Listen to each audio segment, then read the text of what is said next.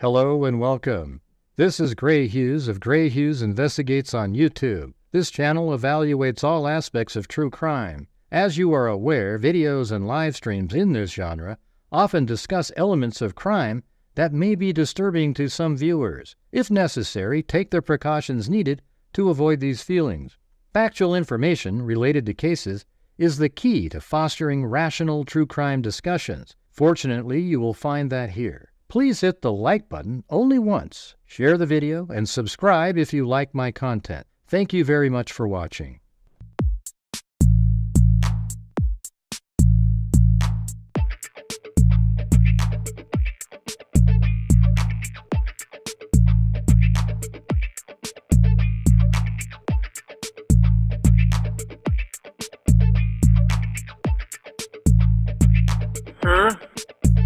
It's the house! There's mosquitoes the size of bald eagles in that dadgum swamp.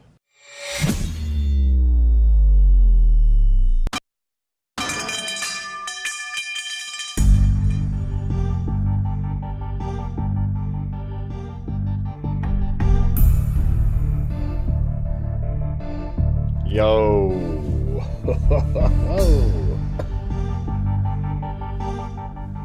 Yeah, look at these still frames. These are the ones I'm probably gonna make these into framed images. I mean, look how cool that one is, right? That one's a good one. And I put some like filters on there to pop out some of the, and then I like that one just because it looks so gloomy. And then that one's crazy. Isn't that weird? These are all from like a 2-day period in the same spot. And look at that one right there. Come on, you guys. That one's pretty amazing. These 4 or 5 are kind of in the same spot.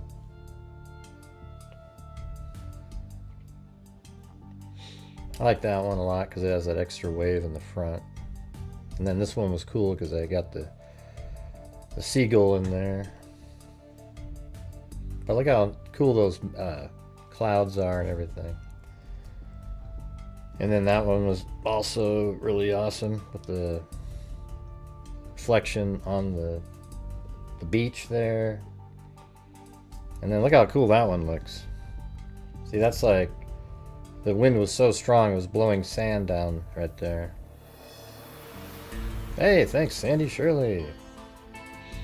Isn't that a really cool photo right there even? Just like that one. You know? And then that one's awesome too. This over here kind of counterbalances the darkness over there. You know, but then you have the sand being blown into this little creek and then it doesn't continue over here. So I thought that was pretty cool. And then here's another one that's just sort of ominous, gloomy. And then looks like that's another one similar to the earlier. And look at that one. Man, I love that one. That one's just, you know, I mean, that one right there is just like, you know, God, you know, like, it's just crazy. And then, yeah, that one's one of my favorite ones too, right there. Yeah, the sun, and then this really ominous rain coming in. Yeah, I took those with a drone, you know.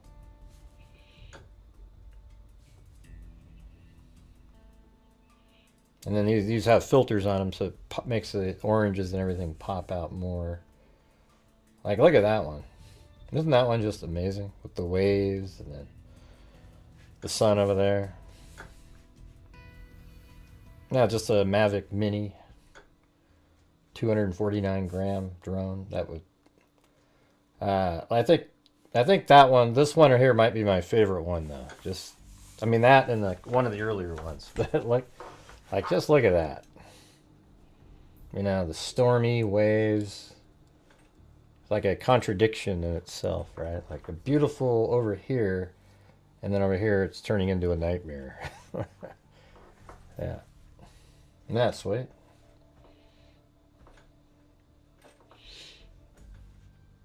Painterly. Yeah, it looks like something you could paint. I just put a filter on there. It looked similar, just not as much orangey, you know, but I thought it looked kind of neat like this. So there you go. I think that one, and then this is the last one here. That one's pretty cool with the waves. And it's way out there. These are like almost a mile out into the ocean, right near the edge of the breakers. Like, you know, out there, there's no more waves like that. And that's kind of like the normal color, you know. So, anyways, there you go. There you go. There you have it.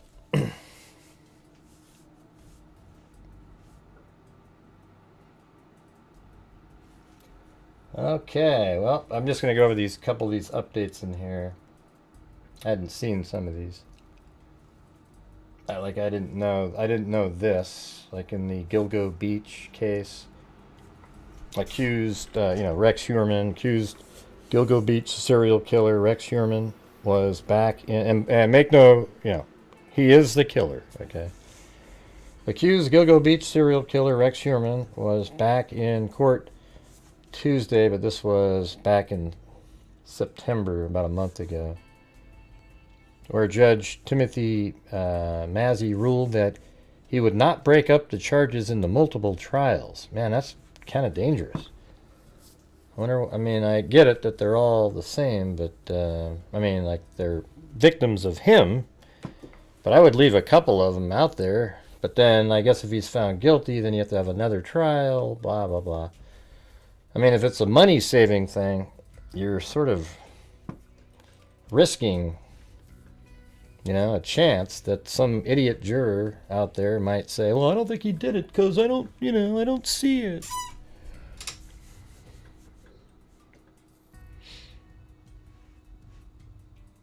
No, I haven't thought of selling them.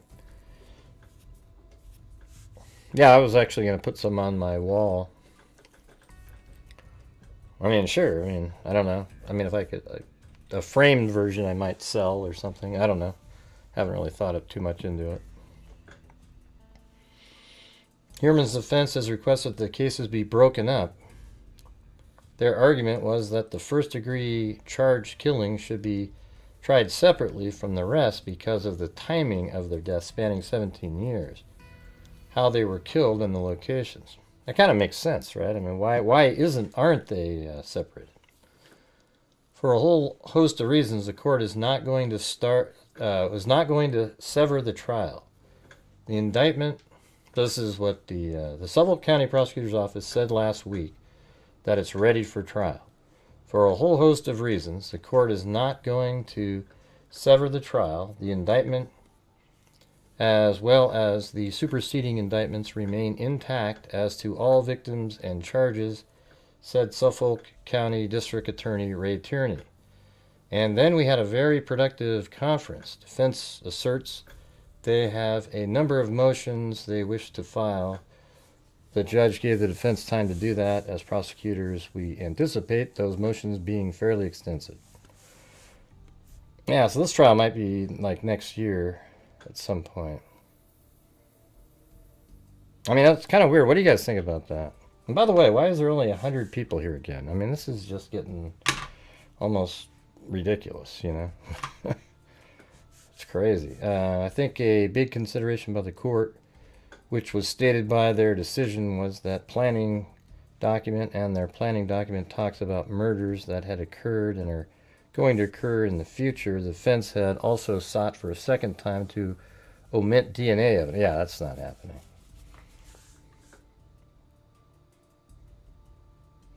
I don't know. That seems kind of odd.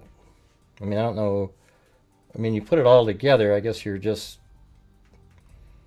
maybe since they were all kind of found in the same general area, they're all just being put into one event.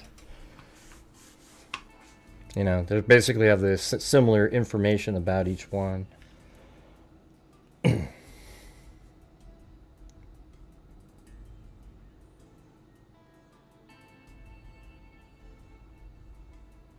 Hey, Art Schendel, get the hell out of here, loser. Okay, people like you come in here I was just looking over there again, and it's frustrating. It's frustrating that the dipshits who do conspiracy theories, they get to enjoy thousands and thousands of people, but if you're not peddling a conspiracy, well, you can just forget it. Thank you, Allie Cake and Linda Howe, as in Linda Molden Howe, of the Cattle Mutilations and Crop Circles. I sign in to watch this guy, and every time he whines about the lack of viewers, is it my fault? LOL. No, I didn't say it was, but you won't be watching again.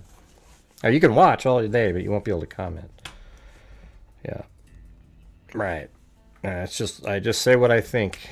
You know, unfortunately, that's one of the things I think. It's frustrating for me.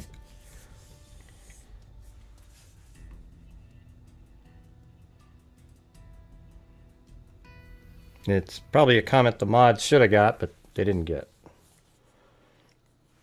It looks like, well, I got to button up my shirt. I don't know if it's too low. There you go. That's better. So, look at Shenanigans. Gifted a membership. Thank you.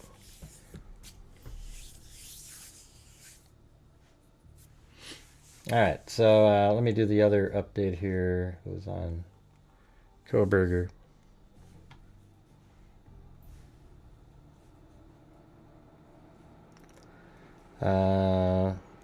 So it says, when 19 children and 2 adults were gunned down in Uvalde, Texas, a poem appeared in a local Pennsylvania newspaper.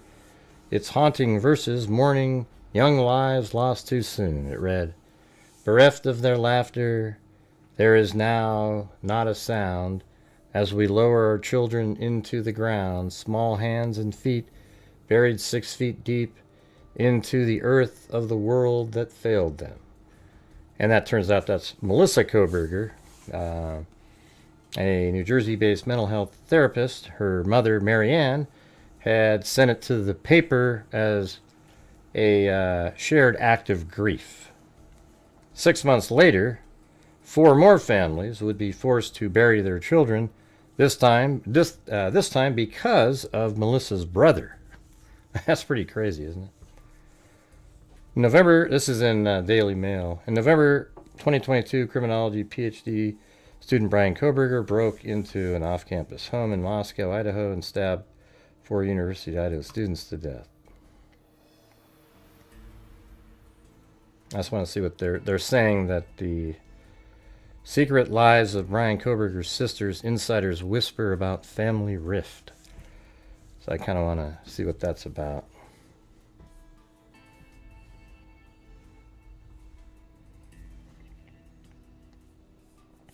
After growing up together in quiet corner of Poconos, the family had tried to distance itself from the crime that shocked America. They have released only 2 brief statements through an attorney expressing sympathy for the victims' families, but vowing to love and support their son and brother.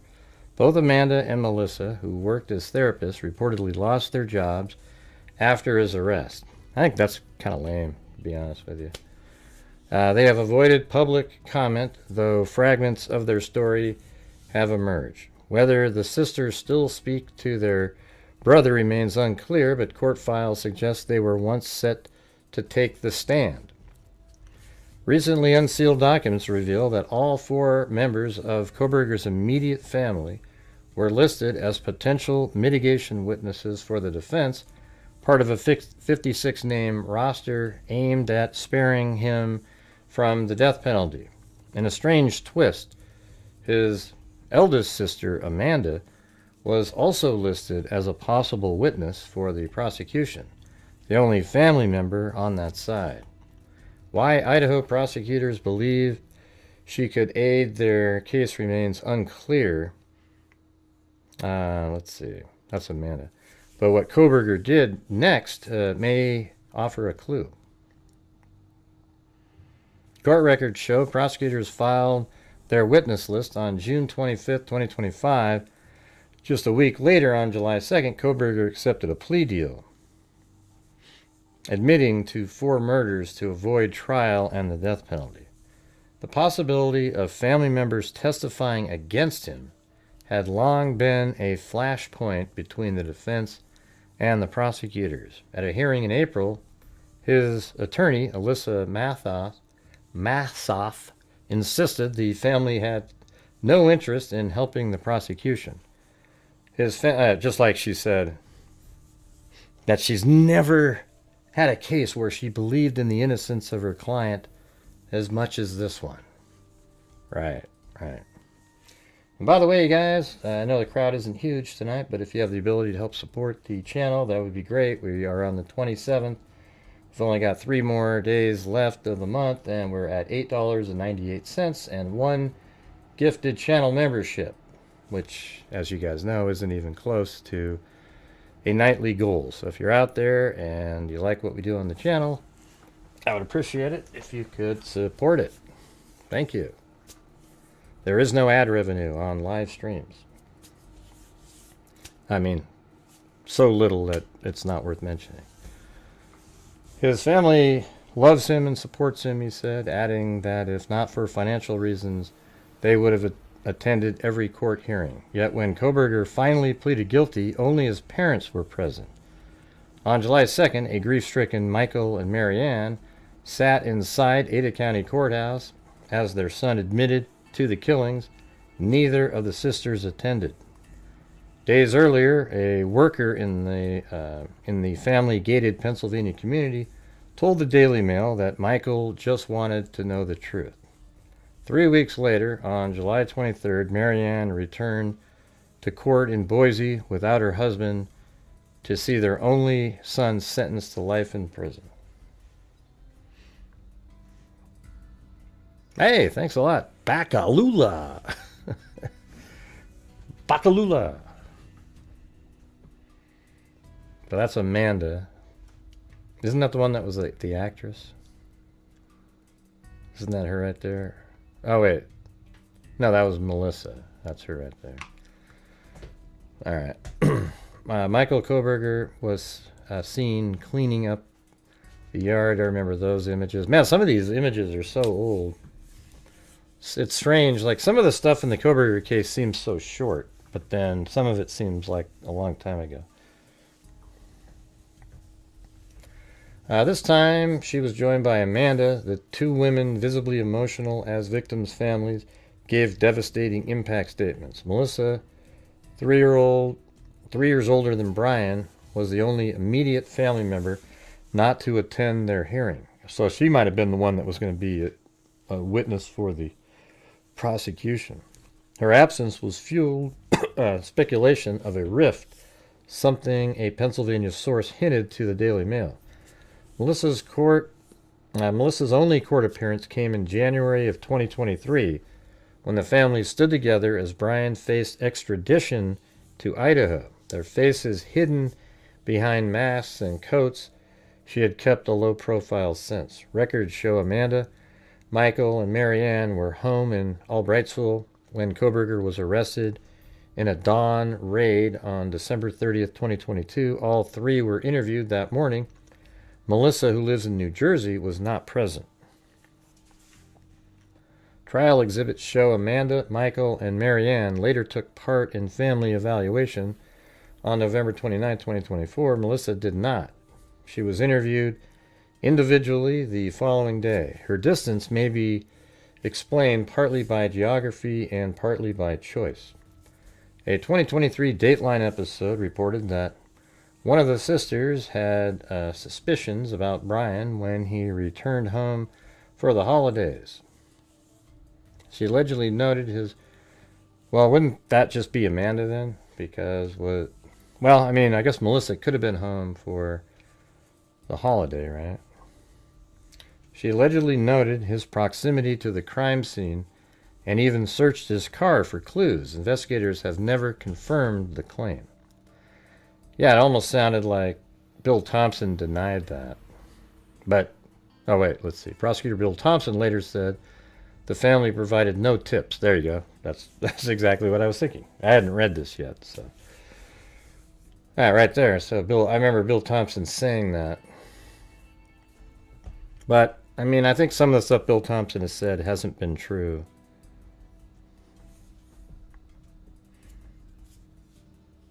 I don't know what you're saying.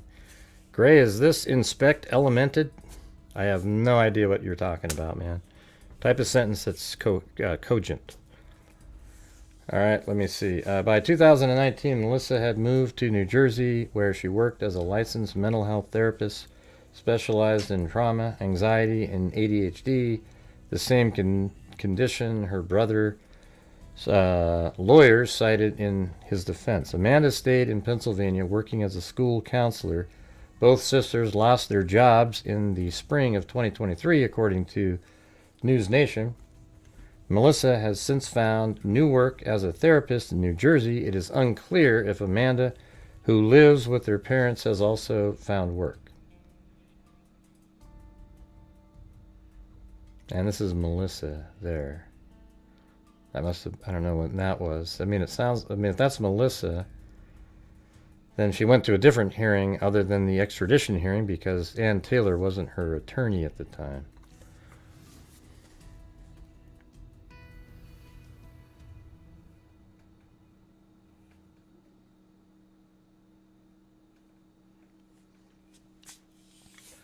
Hey, thanks Wild Bill Wassman for gifting a membership there. Alright. Yeah, they kind of look similar. Amanda and Kohberger, all of them. Before counseling, Amanda briefly starred in a low-budget 2009 slasher film 2 days back about a hiker killed in a stabbing frenzy in the woods. An eerily similar story to the brothers' crimes years later. Director Dr. Kevin Alexander Boone told the Daily Mail earlier this year that Amanda was very easy to work with when the then student joined the production in 2009. Attempts to contact both Melissa and Amanda for the story were unsuccessful. How close Brian remains to his sisters is unknown. Digital forensic experts at Cellebrite, hired by the prosecutors to analyze Kohberger's phone and laptop, told the Daily Mail that prior to the murders, Kohberger frequently called his parents, speaking to his mother for hours each day. Man, what the hell do you have to say to your mom for hours every single day? I mean, especially being a male adult, like you're 30.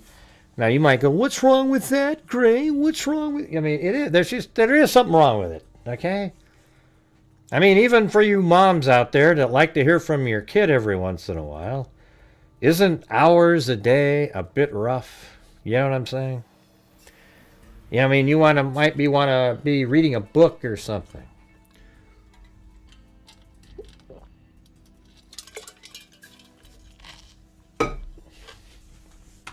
Come on, be honest.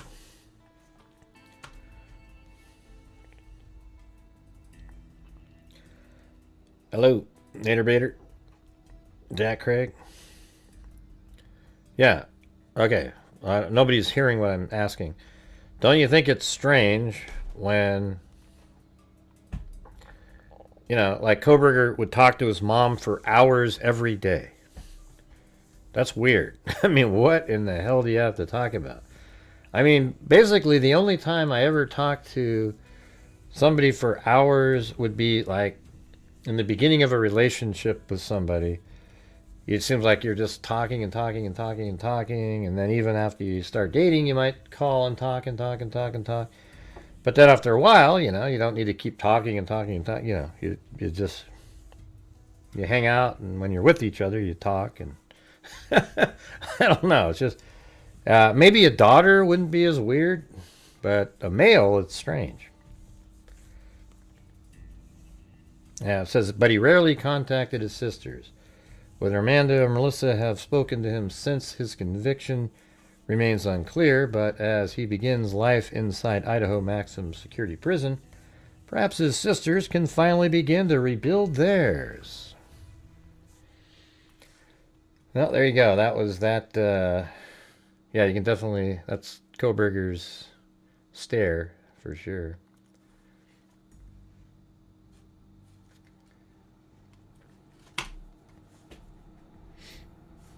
Let's see. Too much GHI to watch. What does that mean?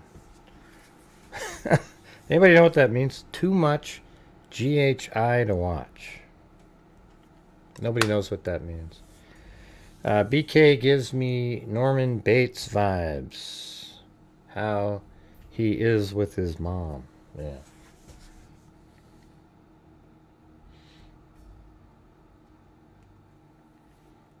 All right, so there was a hearing today in the Tyler Robinson case, but this one came out even before the hearing.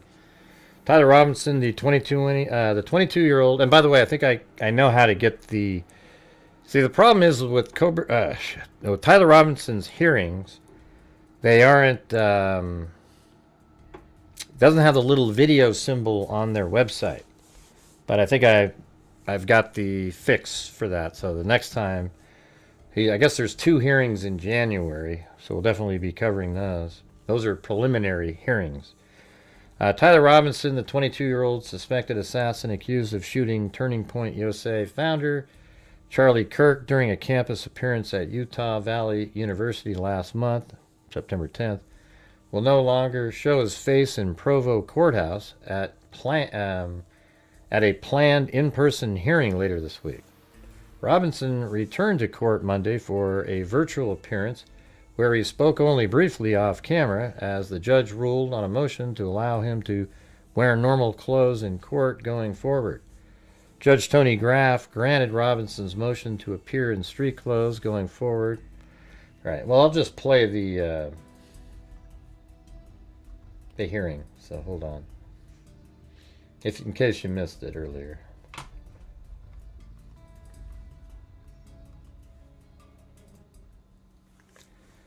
But yeah, guys, if you're out there, say no to lulls. We got to get the support going. Good afternoon, Court. We're getting near the end of the month, so if you have the ability to help support the channel, I would appreciate it.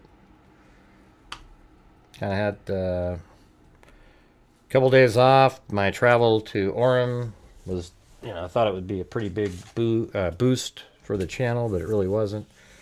Was still worth going there, but it didn't get us ahead or anything like that. And then I just had a couple days off. So if you guys have the ability to help support the channel, that would be great. Good afternoon. Court is now in session.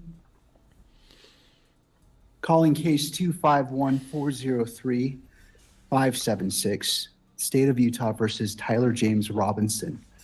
Will the parties please enter their appearances? Your Honor, Christopher Ballard and Chad Grunander on behalf of the state. Your Honor, Kathy Nestor, Richard Novak, and Stacy Visser on behalf of Mr. Robinson. Thank you. Welcome to both the prosecution and defense.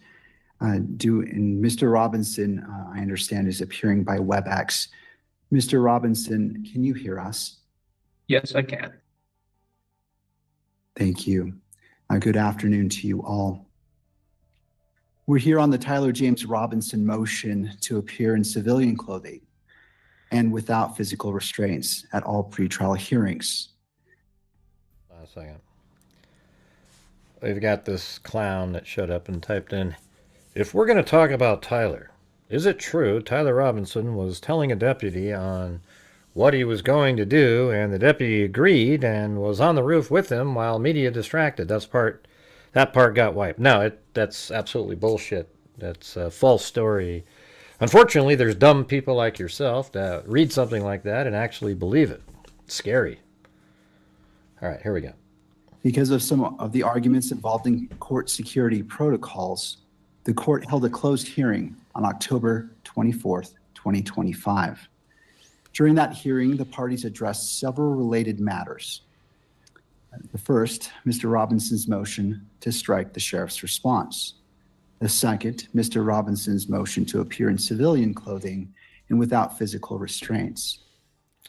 Well, I don't even think it's your bad, LG Loop, whatever the hell your name is, because that doesn't even exist as a conspiracy theory, nor has it ever been mentioned anywhere out there at all. It came directly out of your brain, and you typed it in to try to be goofy and funny. Okay? because that's not one of the theories that's out there. Third, the sheriff's and Mr. Robinson's request to limit or exclude visual recording and photography in the courtroom. And finally, the fourth matter, the state's request to have all non-evidentiary hearings held remotely. The parties have stipulated that the state's request to hold non-evidentiary hearings virtually, as well as the parties' joint request to limit electronic media coverage, both require further briefing. Those issues are not yet ready for the court's decision. To facilitate that briefing, the court directs as follows. If the state wishes to have all non-evidentiary hearings conducted via WebEx, it must file a separate motion. The court will not rely on prior briefing. The standard timelines for response and reply apply, and the parties must file a request to submit and request a hearing if desired. If the parties seek to limit or restrict electronic media coverage, they may file a joint motion. Again, the court will not rely on prior briefing. That motion must address the factors set forth in Rule 4-401.01 sub 2 of the Utah Rules of Judicial Administration. Standard response and reply times apply, and the parties must file a request to submit once the matter is ripe for decision. The court took under advisement two issues: the motion to strike and the motion to appear in civilian clothing and without restraints. Court now issues its ruling. In regards to the motion to strike the sheriff's response, the prosecution and the sheriff's department filed a joint opposition to the defendant's motion to appear in civilian clothing and without restraints. Mr. Robinson moved to strike the sheriff's portion of that filing, arguing it was procedurally improper because the sheriff is not a party. At the hearing, all agreed that the sheriff's department is not a party in this case. The state and the sheriff's office nevertheless argued that the sheriff may file. Yeah, but isn't the sheriff the one that filed to not have cameras in the courthouse? This wasn't brought up in this hearing. That's what everybody seemed to say, that's what this hearing was about. I didn't hear anything about that. Memoranda as a non-party. Mr. Robinson disagreed, but did not object to the court considering the sheriff's position on security. Thanks, Michelle. The court finds that the sheriff's department is not a party to this case, and therefore its joint filing with the prosecution was procedurally improper. Accordingly, defendant's motion to strike the sheriff's response is granted. However, under Rule 3-414 of the Utah Rules of Judicial Administration, the court is required to coordinate courtroom security with the sheriff's department. Consistent with that rule and with the defendant's agreement, the court has considered the substance of the state's opposition and the memorandum prepared by the court security director that was attached to it. Going forward, if either party has a security concern specific to this case, they may present evidence from the sheriff's department by affidavit, declaration, exhibit, or testimony. This order does not limit the sheriff's department's ability to coordinate with the court or otherwise act as authorized by law. Turning to the motion to appear in civilian clothing and without physical restraints. The parties agree that during trial, a defendant has a right to appear in civilian clothing and that any restraints must be concealed from the jury. Mr. Robinson now seeks to extend those rights to all pretrial proceedings. The court considered each request separately.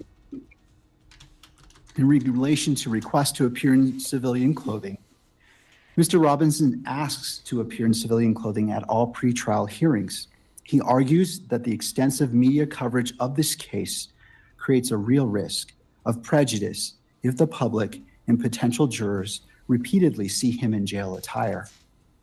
The state, the sheriff's department, and the court security director opposed the request, arguing that jail clothing assists with safety and identification.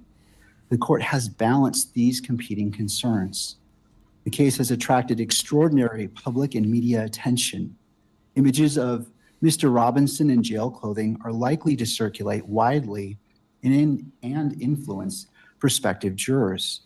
Given the scale of that publicity, the risk of prejudice is significant. However, Mr. Robinson's, let me see here. As previously stated, I was reading all the time. Mr. Robinson sits before this court presumed innocent, and that presumption remains unless and until each element of every offense charged against him is... Right. That's for the trial. Tyler Robinson is 100% the killer in this case. If you have only been watching the conspiracy theory nut jobs, you won't realize the magnitude of the damning evidence against Tyler Robinson. It is absolutely overwhelming and is one of the strongest cases I've ever seen. So if you're watching people like Candace, the dum-dum Owens at this point, then you aren't going to understand anything. You're just going to think, some crazy thing is going on in the background, and she's just lying to you. Now here's the thing: is I don't know if she's either lying to you intentionally for views, or has gone mad. You know what I'm saying? So there's no positive outcome here. Proved beyond a reasonable doubt. To date, this has not occurred. Yes. Hey, Gotham City 212.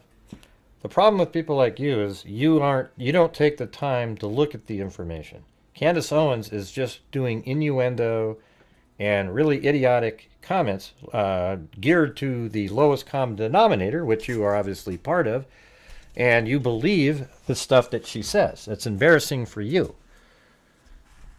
I don't care. The other people are even dumber with drones and everything. Like, this case is simple. Oh, you're a police officer, therefore... I don't believe you, first of all, because if you were, your brain would work better. It doesn't. Okay? I have respect for police officers. You aren't one. All right? Presumption of innocence. And if you are, remove yourself from being a police officer immediately. The court finds that Mr. Robinson's right to the presumption of innocence outweighs the minimal inconvenience of permitting civilian attire, and Mr. Robinson shall be dressed as one who is presumed innocent. Except he still has to be restrained. Accordingly, the defendant's request to appear in civilian clothing for all pretrial proceedings is granted. I'm a police officer. What Defense a counsel joke. is directed to I'll coordinate tell you with what, the if jail. you are a police officer, let me know what your name is, okay, in an email or something, and I'll go ahead and let them know. I mean, you have the reasoning ability of a clown, okay? It's just unbelievable. You know, you're sitting in here defending conspiracy theories, and you claim to be a cop. What a joke. Why don't you follow like Officer Tatum, and because you guys are the ones that know how to look at information, etc. You're not a police officer, okay? 100%. You can't be that dumb and be a cop.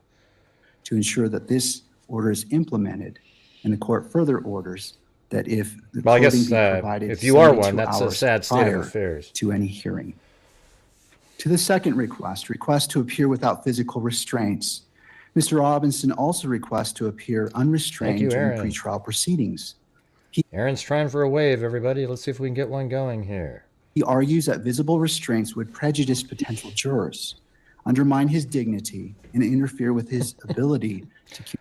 Listen, let me just tell you something, Gotham City nutjob. I have been covering true crime for years. I don't even know who Ian Carroll is, nor do I give a shit who that person is. I know what I'm doing here. I know how to look at information that's given out in official documents. This isn't by the FBI. This is information given out by the prosecutor and two different documents. One was a probable cause. The other one was the charging documents. And I know what I'm looking at. And when I look at it, I go out and try to prove it or disprove it. And it makes sense. Unfortunately, there's people like you that go out and watch conspiracy theory nut jobs, and you believe whatever you're told out there. Now, you're going to say, you just believe the state's official narrative. I'm just looking at the information they have, and it matches every single thing that we've been able to prove or see. You, on the other hand, are believing in ghosts and goblins. It's weird. Communicate with counsel. Rule 3-14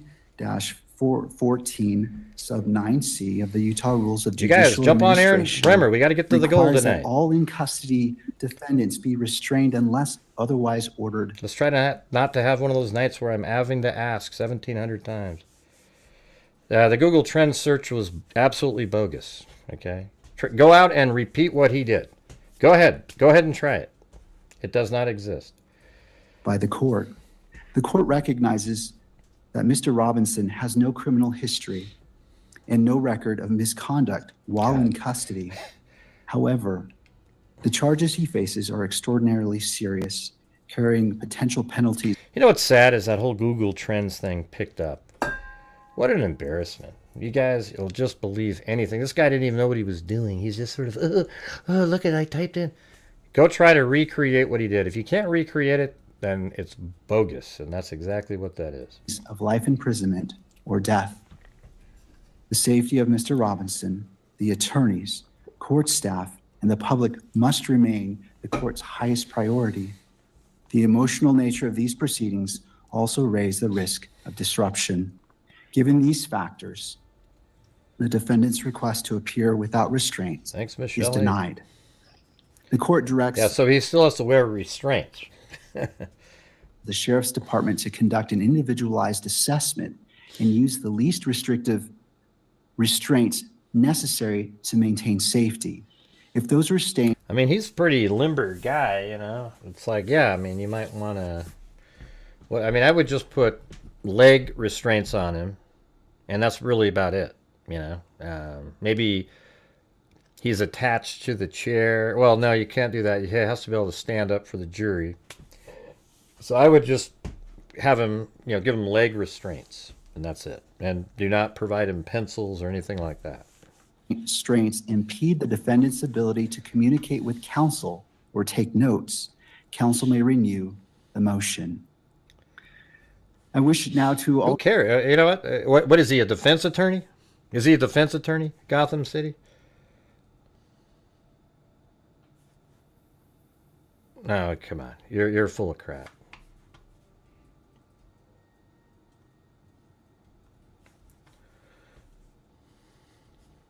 Here we go. Also address the decorum and media restrictions. To mitigate any potential prejudice, the court will amend its standing decorum order. I was going to think to attach him to his chair, but then he wouldn't be able to stand up. But he seems like somebody who would get up and run. He could jump out of a building. I mean, my God, we went like 10 and a half feet. The media will be prohibited from photographing or visually recording Mr. Robinson's restraints and from photographing or recording him while entering, exiting, or standing in the courtroom. In making this amendment, the court has considered the factors in Rule 4-401.01 sub 2. This is a high-profile case with strong public interest. Restricting the recording of restraints strikes the proper balance.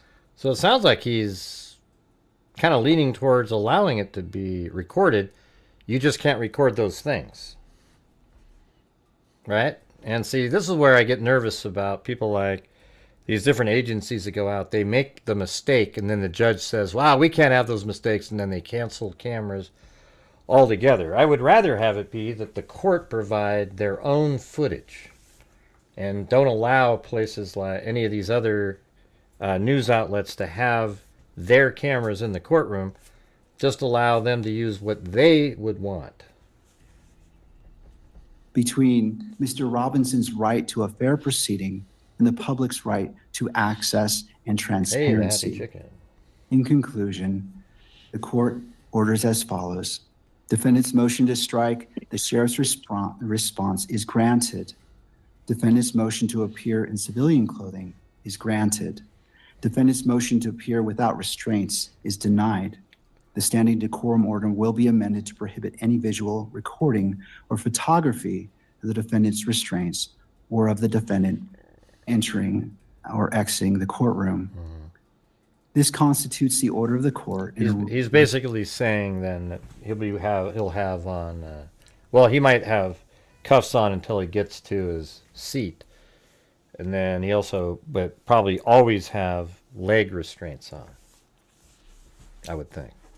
But hey guys, if you're out there, if you can help support the channel, we're currently struggling. We're not even at 1/20th of, or not 20% of the nightly goal. We're getting near the end of the month where we got to sort of pick up the pace a little bit.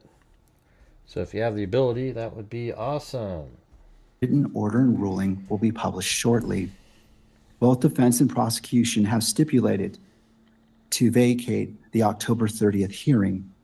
Additional time is needed to complete discovery and to file motions addressing whether non-evidentiary hearings should be. I don't know. I don't know what is it? I don't know what Laura, in her comment, and I tried to reach out to Lauren. She never responded. I don't know. I mean, I've gone through 10 times worse than anything she's ever gone through, and you know, they never really came forward to try to, hey, you guys, and try to stick up for me or anything like that. So I don't really give a damn, really. People can do whatever they want. Now, unfortunately, on social media, people are just, it's ridiculous. People just, they go to real life when it has nothing to do with anything. Yeah, I don't cover, I'm not going to cover Lauren's situation. You know, I think it sucks that people do that, and that's how she's feeling. And now there's a lot of people that are sort of against her because she did her 9-hour live stream and this and that and the other thing. And I don't have time to jump on, you know, nobody was there for me really. So I just do my own thing. You know what I mean? Conducted virtually, whether to impose any blanket restrictions on cameras in the courtroom and any other motions that may arise. This matter is set to return before the court on January 16th, 2026 at 1 p.m. and again on January 30th, 2026 at 1 p.m. Both hearings will be heard and held in person with Mr. Robinson present to address these issues. And that concludes the order of this court. Counsel, thank you for being here. Mr. Robinson, we'll see you. Well, he's still live, Gotham, because we just heard his voice a minute ago. He replied. Are you, tell me, are you, let me ask you something, Gotham City. You got one reply here. If I get the wrong one, I'm blocking you, okay? Because I don't have time for you, okay? We just heard Tyler Robinson speak in this hearing. He just didn't want to be on camera. Do you believe he's not alive? Okay, because this is where we can part ways.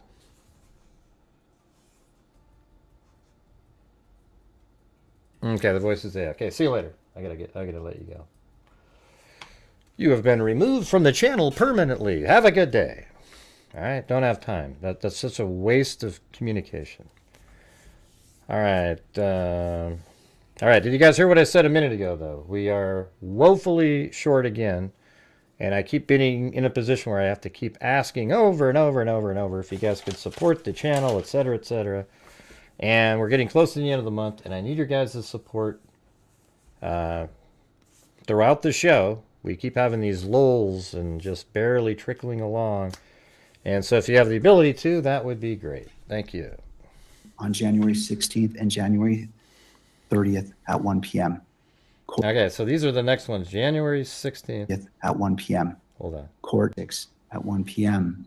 Both hearings will be heard and held in person with Mr. Robinson present to address these issues. And that concludes the order of this court.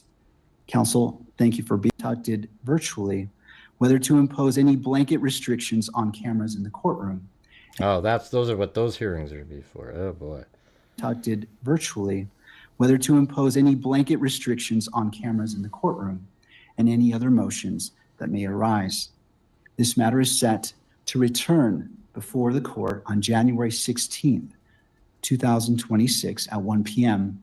and again on January 30th, 2026 at 1 p.m. Two of them. Wow.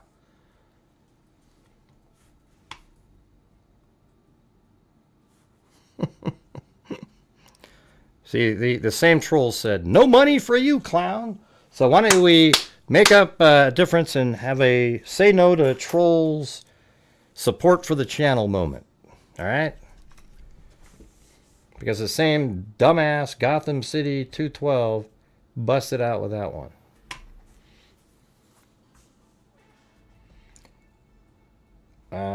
Yeah, they have death penalty there. Yep. All right, then let's see.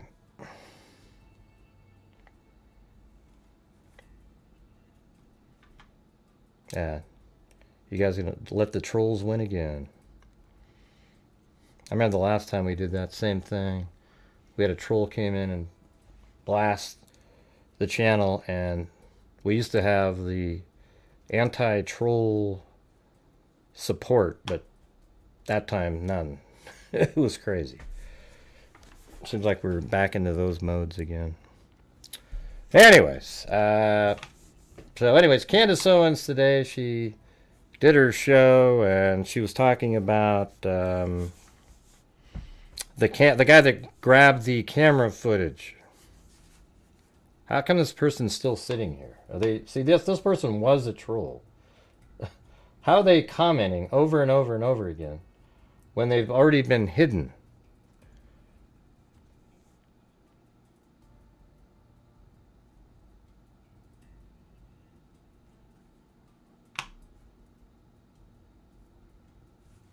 I don't know how that's happening. They're creating multiple accounts, I guess. But when I clicked on them, they were already blocked. Or you guys must have already quickly did that.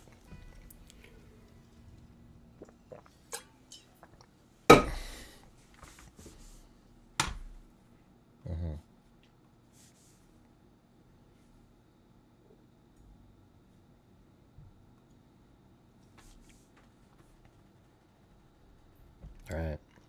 See, that just proves that person was a troll the whole time.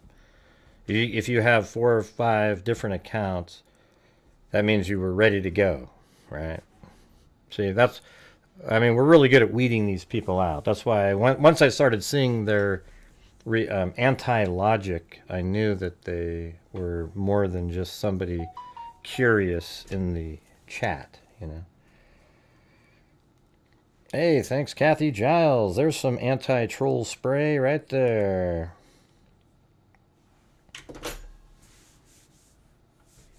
Very cool. Thank you. See if we can get some more troll spray here. All right. So Candace Owens is on. You know the guy that went and removed the camera? You know, after 10 minutes after Charlie Kirk was shot or whatever, went there and removed the camera and everything. And that's the guy that she contacted, I believe, to hey, welcome to Terra Alamodin. Terra Alamodin. Did I say that right? To Megazoid. Very cool. Hey, thank you. Appreciate that.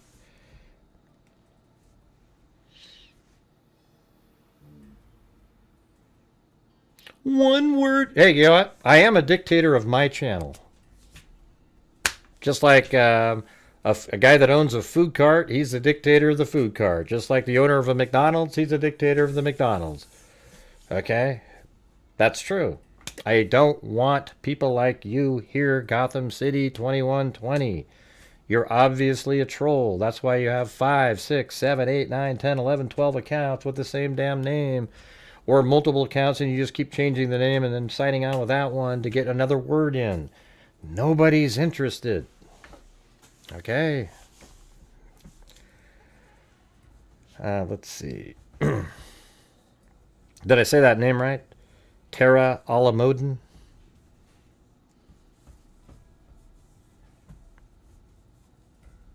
Doesn't that mean, what is Alamode? Isn't that like on top of or like ice cream or something? Like, let's see.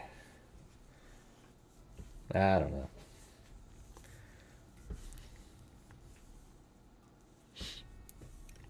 Let's see. 25 accounts now. Really? Does he have that many already? Well, I don't think we blocked him originally for a while until he just started saying, you know, the same thing over and over and over and over and over again. Okay, let's see. Tara Alamadin. Well, tell me how to pronounce it. Type in the comments how to pronounce it. I would rather say your name correctly. I don't really care, like when we're talking about the name of a city in an article. Oh, there it is. It's like Allah Madin. Oh, that's kind of what I said the last time. Allah Madin. There you go. Got it.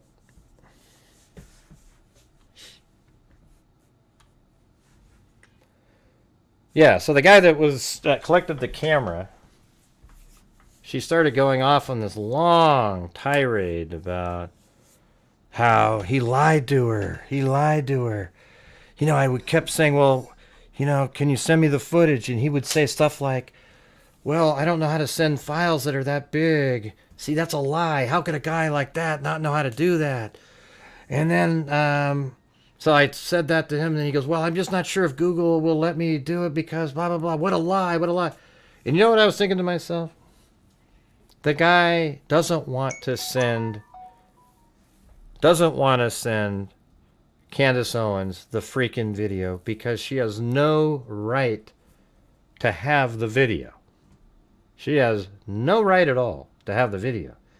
So he's making up excuses. He's going, yeah, I don't know if I can send files that big. He's trying to, you know, say something that will, you know, be okay with her why he isn't going to send it to her. He doesn't have to send her a damn thing. But she's acting as if she is owed and deserves to get to see the file.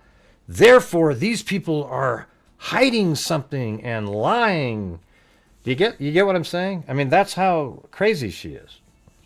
Those people don't owe her anything. She has no right to, nor does she deserve to have gotten to see the footage or anything like that at all. The person may have been fibbing to her about why he's not sending it to her, but he probably didn't know what to say.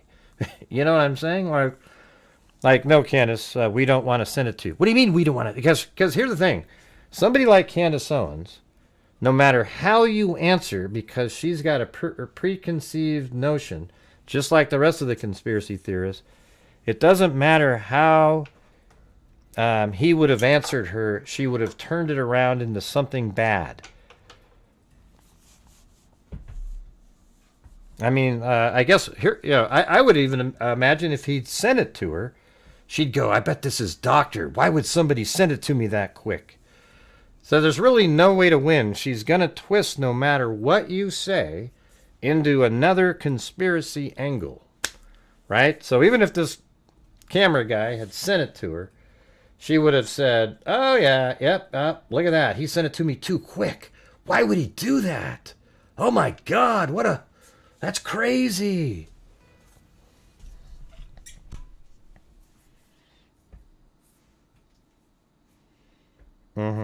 Yeah, there's just no chance to win or even do anything that would appease her. Yeah, so I that's exactly what the guy was doing. He was just trying to say, I don't know, because he felt uncomfortable. So eventually they settled on he'll show her on a Zoom the video, right? And then I think that's what she's claiming he did, was show her on a Zoom. He didn't feel comfortable sending her the actual video, which makes sense, right? Because Candace Owens would just put it out there. That's what she does. You know, she's just, God, it's slimy. It's gross. It's weird from somebody that pretty to be such a nut job at this point. It's crazy. You know, it's, wow. Anyways, so then I guess apparently the cameraman, after, you know, the guy with the camera, the guy that went and got the camera after the shooting, I mean, she's saying that this is the same guy, I think, in this video right here. I think she's saying that. It's hard to make out. She kind of goes all over the place. And she's saying that this guy, it was weird that this guy went outside and he's just standing there. Wouldn't you go hide, she said. Wouldn't you go hide? Well, I know exactly where this guy is. They just shot Charlie. They just All right, see it? Oh, right there. And then right after this, watch. shot Charlie. They just... Then you see that. Okay, and so where that is this is the tunnel here. And he hid. He was hidden. In fact, he was right over here, right there behind this wall. As you can see in the video itself. Let's go back to the beginning. This shot right there, that's probably the best one. See that little slope here, and then I don't know if I think he's actually up there too, because he starts off in the very first part of it. He's leaning against the wall. And see right there. So he's leaning against this wall. That's the stuff in the background. And then she makes a big deal. So he is hiding. He's taking shelter. And where he's hiding indicates he knows that the gunshot came from, towards the Losi building, right? Because why would you be hiding there if the gunshot came from behind? They just shot Charlie. They just shot Charlie. And then she thought it was a big deal that he was taking a selfie. Everybody does this crap these days. You know? And you can tell he's really, like, freaking out. He probably, They just shot Charlie.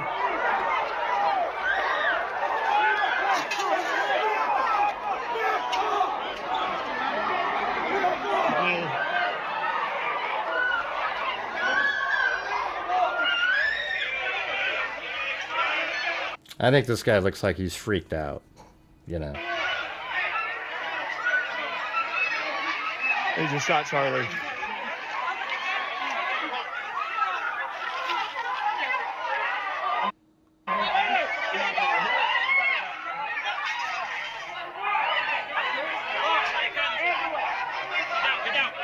He's dead. God help him. Yeah, and he said he's dead. And I thought Charlie Kirk was dead the second I saw that gunshot. When I saw it hit his neck like that, I go, oh, yeah, he's not alive. And he was right there, so he probably thought the same thing. But because he said he's dead, oh, see, how did he know that? How did he know? Well, sometimes you can just tell, right?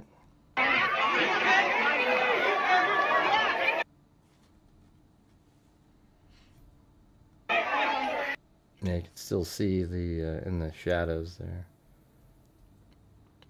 I think this is the guy here that they all blamed originally. He was trying to get in, but eventually he goes in the trunk.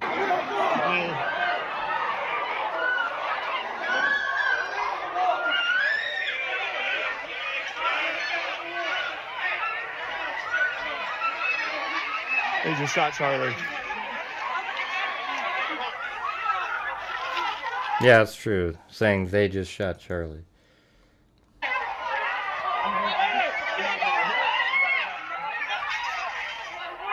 You know, but they probably have had conversations like, you know, the group of people. So, you know, it's a they. I mean, if you say he shot Charlie, then you'd be talking about a specific person. So I think they is just sort of what you would default to at the time. All right, we're currently at 40% of the goal tonight, you guys. So if you're out there and you have the ability, that would be awesome. Just had another huge lull right after talking about not having lulls. This is turned off. I'm not getting any. Yeah, I don't. I just gave up on my channel ever giving out notifications. If you want to hit the subscribe button and the notification bell and select all videos, that might help, but I don't know.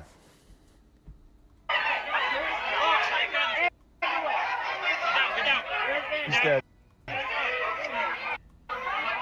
I mean, you could probably see him because remember before they put him in the car, he was completely limp, you know.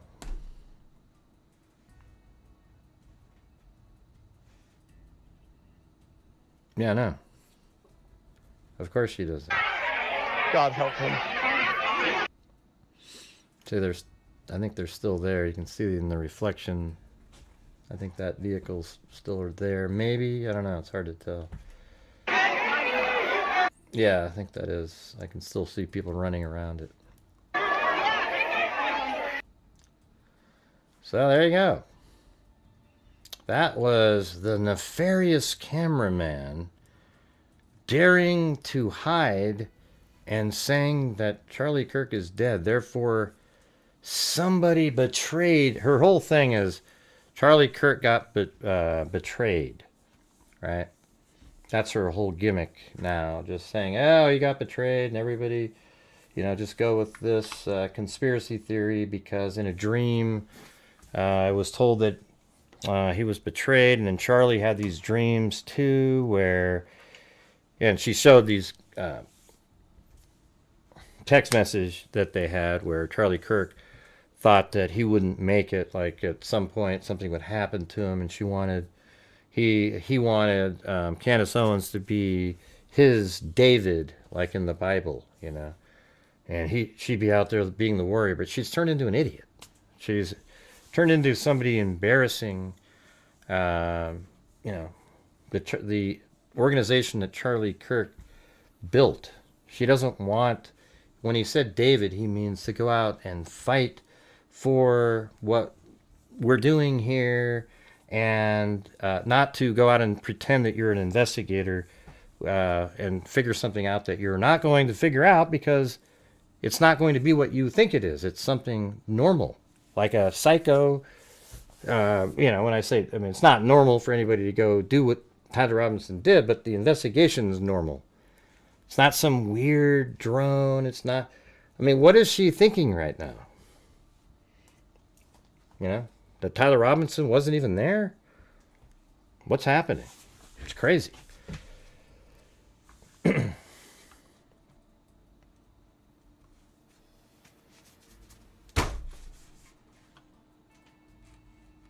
That's just what they do, man. I don't think Candace Owens is a dumb person. She's just, something's wrong with her right now, in my opinion. I think there's something wrong with her.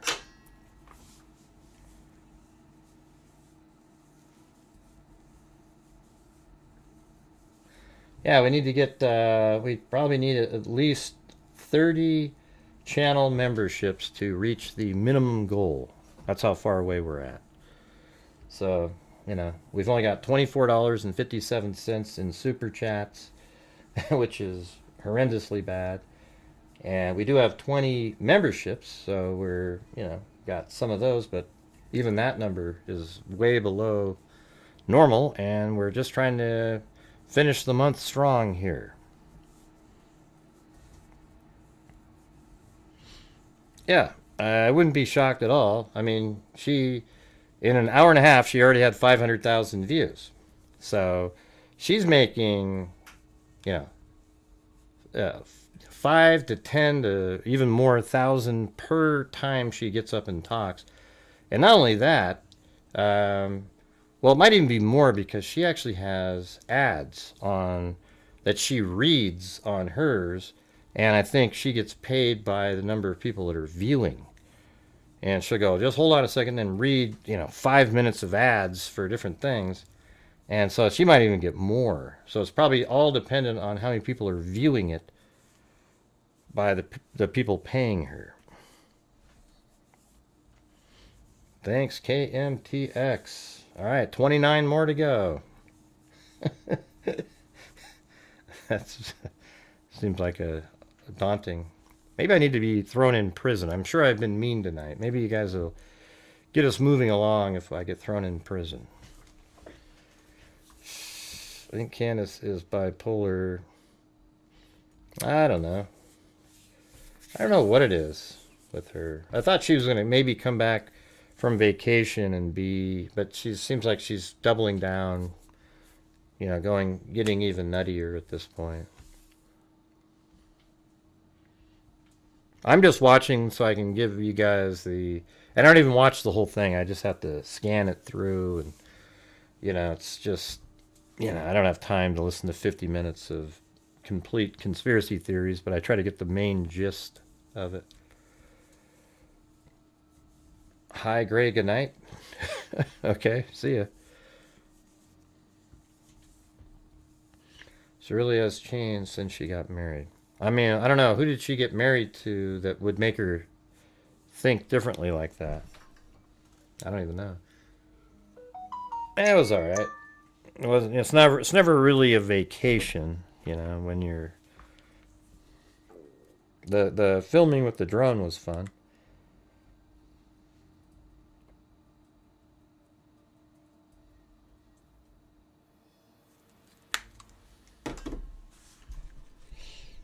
Yeah, but what does that have to do with her becoming a conspiracy theorist? I don't know. She did say her husband saved her from what? Being normal and responsible? I mean, what? I don't really get it.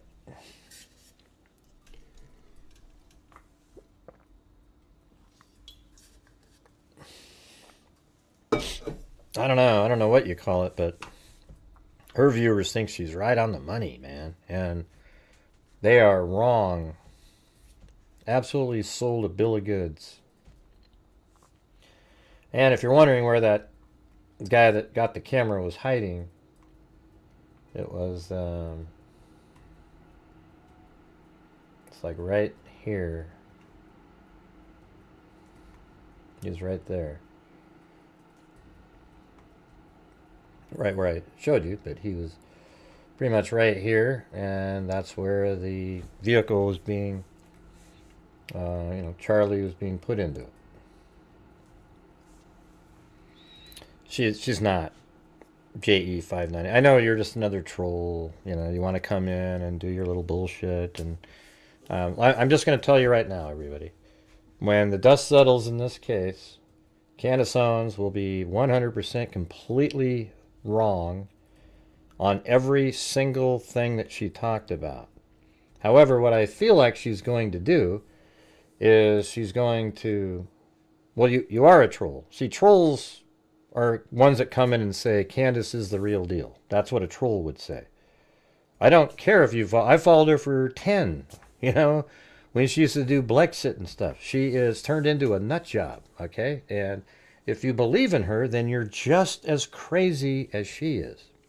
You will be ashamed of yourself once the information comes out. But to protect yourself, what you're going to say is that all of the information that that was put out and the information we're reading about is all fake. It's all manufactured because you won't be able to accept that you're wrong. Okay? No, I'm sorry. Nope. You are absolutely 100% incorrect, JE5933. I'm just letting you know. When the dust settles, you're going to be wrong. You're not going to gaslight me. Ugh. You don't even know what the word means, fool. I can tell just by the way you commented there. There's no gaslighting here at all. I'm just telling you. The case is one of the... like I said, I've been doing true crime. Oh, wow. Oh, wow. I've been doing true crime for 12 years. Live streaming for about 8. Covered thousands of cases. This is the strongest case I've ever seen. It's literally just, you know, they're just going to go through the motions that they always do. Delay. And he'll either plead guilty, or if he goes to trial, he's toast. He has no chance. Okay? So you can do whatever the hell you want to. You can believe whatever you want to believe. You're just wrong. It's so amazing, man. It's scary. It's actually sad. There's people like JE5933 who are out there and they listen to people like Candace Owens and all the other crazy people that the shot came in from a different angle, etc. And it's just not true. Are you working with the feds? Yes, I'm waiting for my first check, you fool. If I can once I get my first check, I'll let you know, okay? But yes, they've said, can you please spread our narrative for me? And we'll send you some money at some point. So eventually, if they don't send me the money, I'm going to change my mind. You guys are crazy. Jesus. I don't think it will go to trial. Yeah, I don't think it will either. I'm sure they did. You know what's stupid about people like you is the probable cause document wasn't put out by the feds. It was the law enforcement of the area. Oh, I just got thrown in prison. There we go, everybody.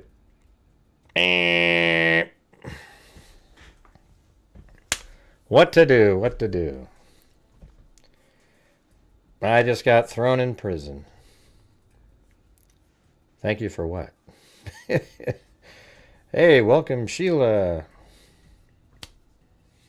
Bakalula threw me in prison. How do we get out of prison? Well, you got to bail me out. Where are the freaks when you need to be bailed out?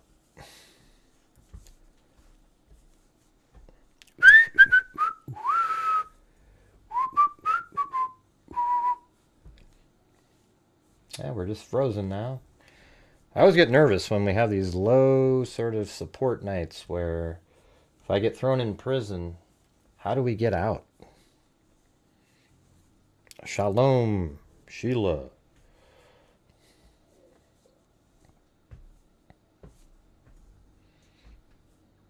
Well, where's the bail, you guys? The bail tonight's going to probably be, I would say at least, maybe we can do 18 channel memberships. You know, get us moving on there. Well, there's 10 right there by Bakalula. All right, so we need 8 more of those suckers, and then we can get out of here. And very cool. And alley cake right there.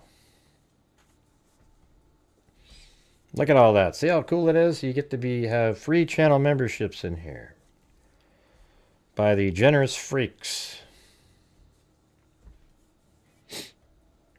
Hey, JE5933, you're going to be incorrect. I'm just letting you know, okay? Just when it's all the dust settles and you're proven wrong, will you come back over and apologize for your behavior? Just asking.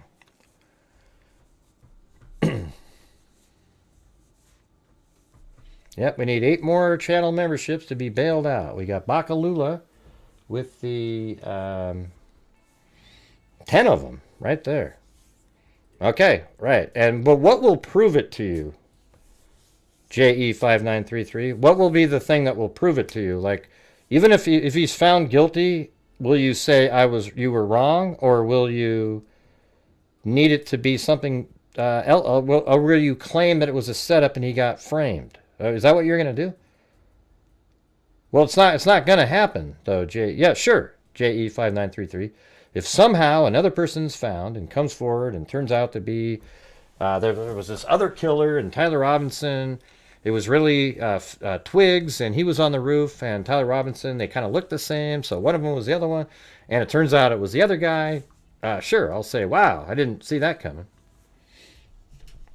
But it's not going to be the Israelis or anything like that. Hey, thanks, Joel Burnt.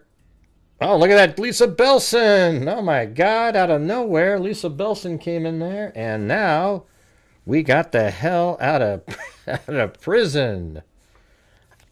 So we had Lisa Belson, Joel Burnt, Alley Cake, and Bakalula. Man, that barely got out, because that's very few people that were helping to crowd fund the bail. All right, there we go. We're out of there. Very cool. Thanks, guys.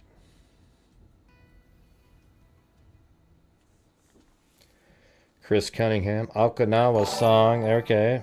We'll do that one. Where is that? Where is it? Stupid is being Being nice. You're an absolute moron. What the hell is it?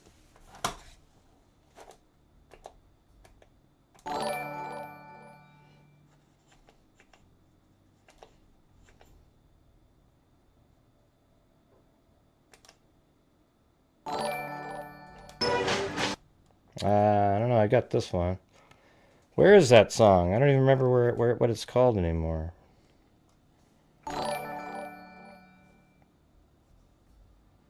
Hey, Allah, hey, Allah, oh,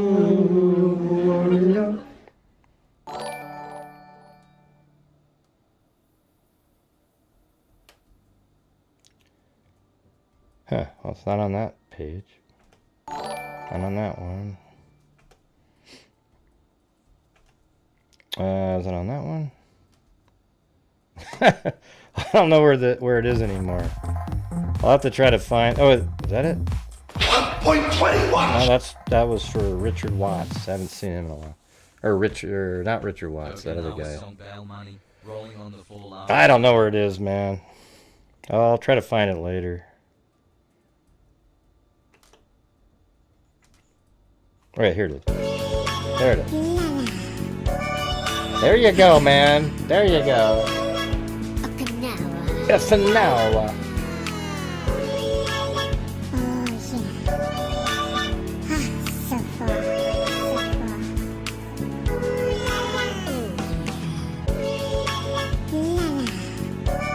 Alright, you got it? You got it? I got it for you, Chris Cunningham. It's right there.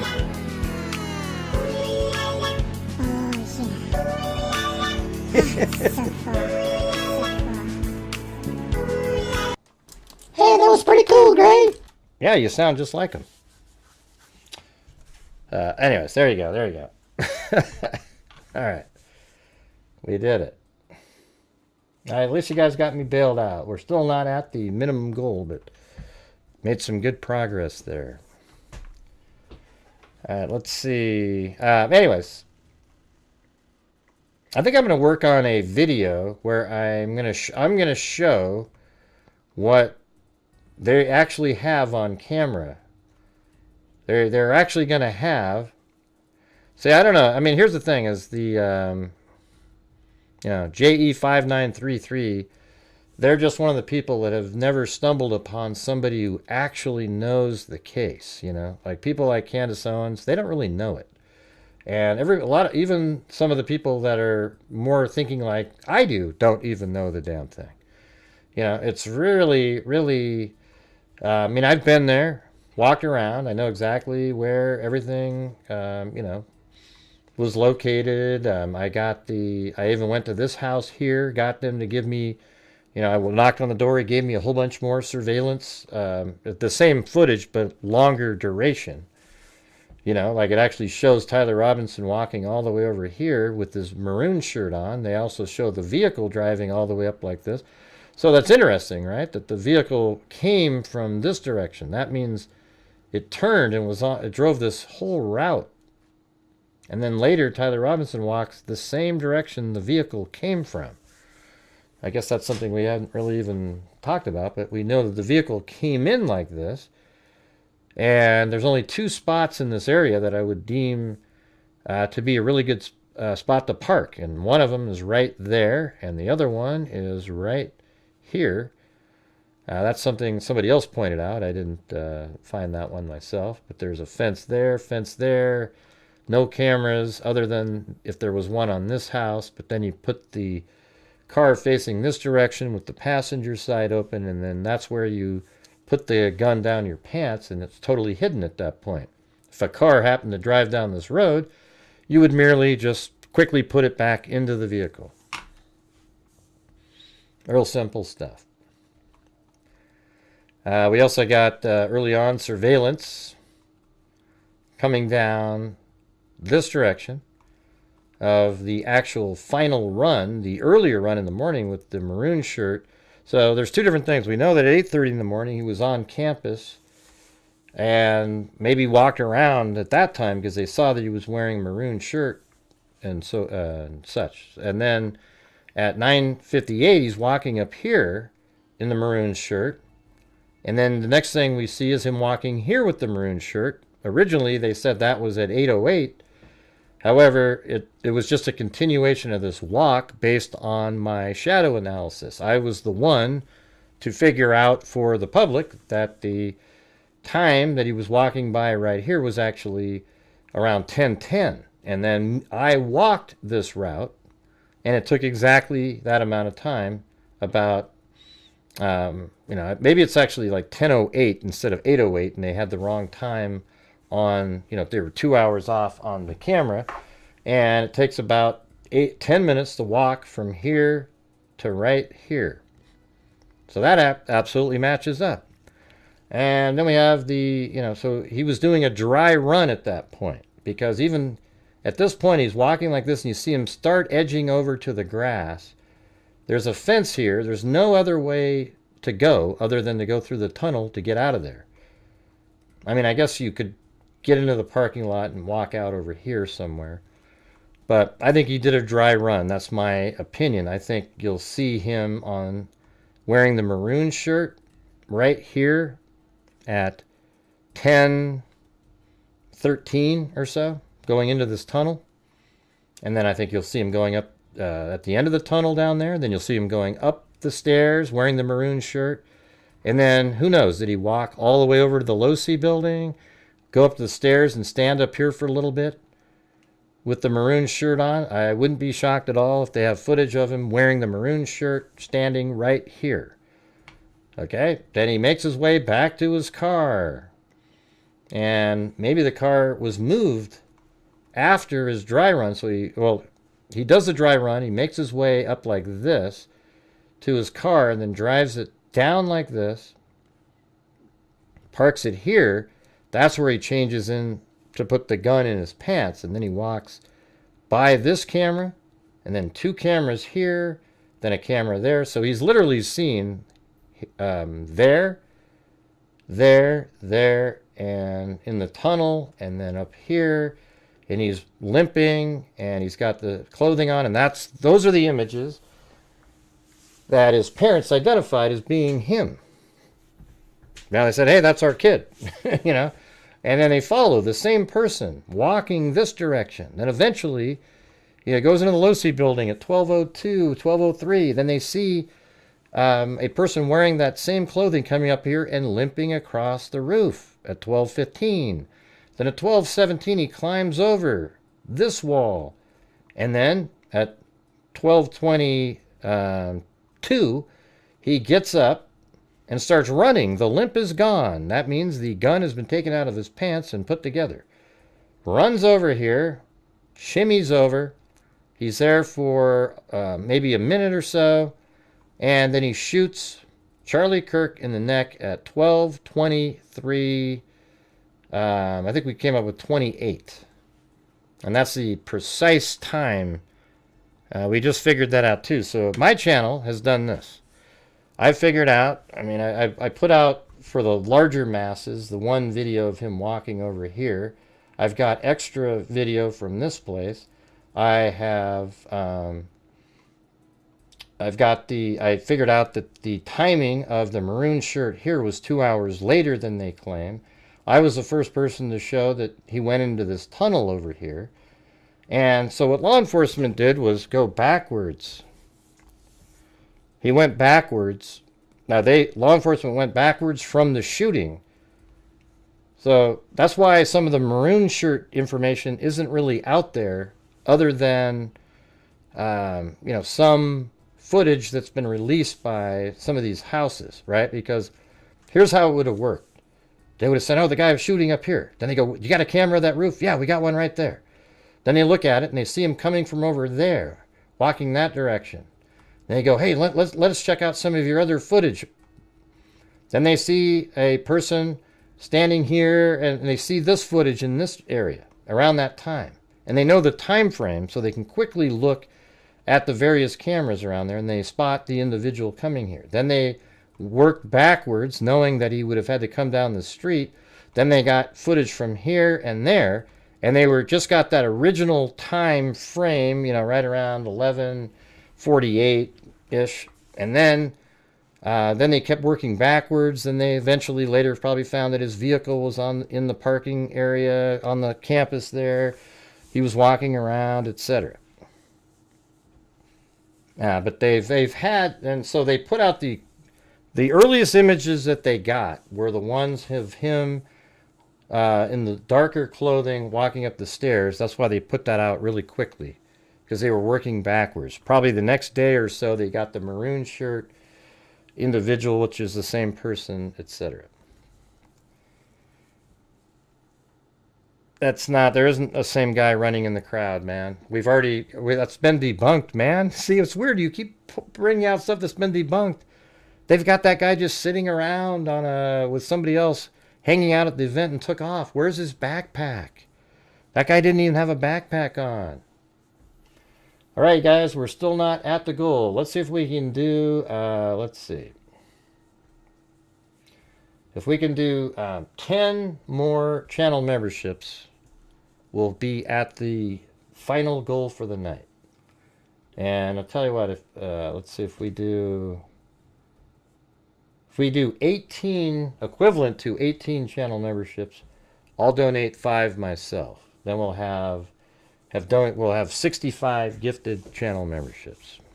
The super chats has been almost, I mean, $41. That's one of the lowest I've ever had on here, but at least the membership gifting is good. So if we can get 18 more of those, I'll donate 5 myself. So that can be a goal for you guys. What stream, though? What do you mean, what stream, though? What does that mean? Just go on to Twitter. You'll see it. Okay? Here's the thing, is every single thing that a conspiracy theorist brings up is explainable because it's not true. You get what I'm saying? It's simple.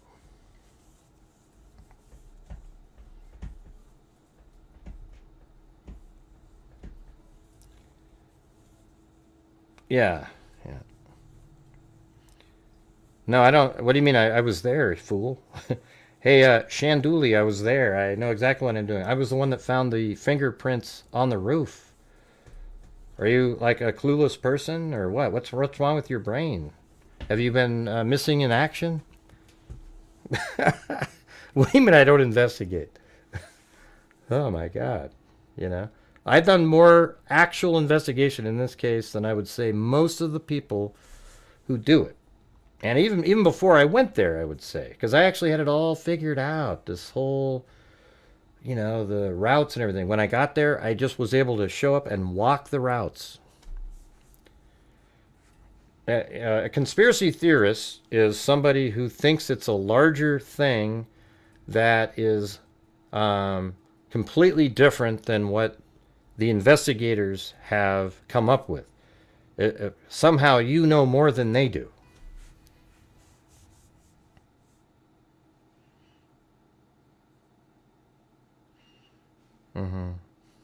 Yeah.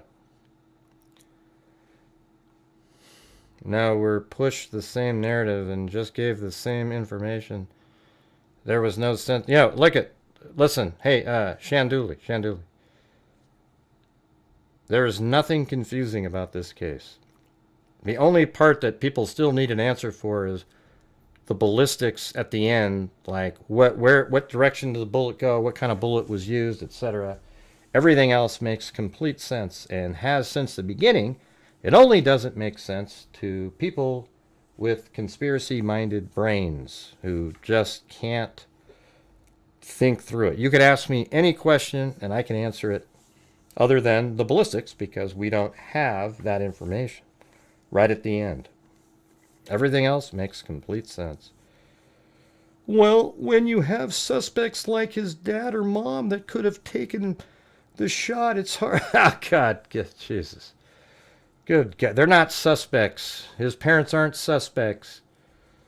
Where do you come up with these kind of things, man? It's just unreal stuff.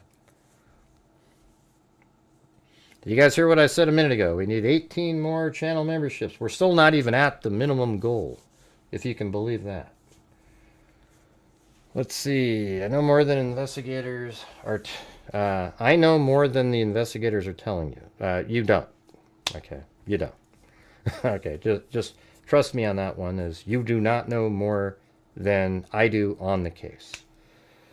Let's see. The legs on camera is skinny and shorter shoulder width than indicates a woman. Jesus. It's not a woman, man. I mean, you guys' brains are just whack. No, I'm concerned about my channel surviving. Yes, I try to get people to support my channel. Yes, I do. I hate having to ask, but it seems like every night I got to ask over and over and over again, and even asking doesn't result in something. I mean, just right now I've asked 10 different times, hey guys, if you could support the channel, we need 18 more channel memberships. Not one soul has jumped in there. So that makes it tough. Yeah, I'm way better than... I know exactly what I'm doing here. Just ask me a question. Any of you guys. Shanduli, any of you guys, ask me a question.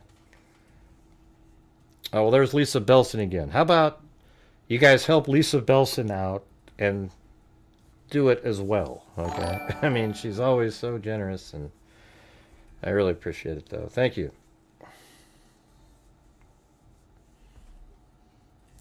You went to the University of Sham.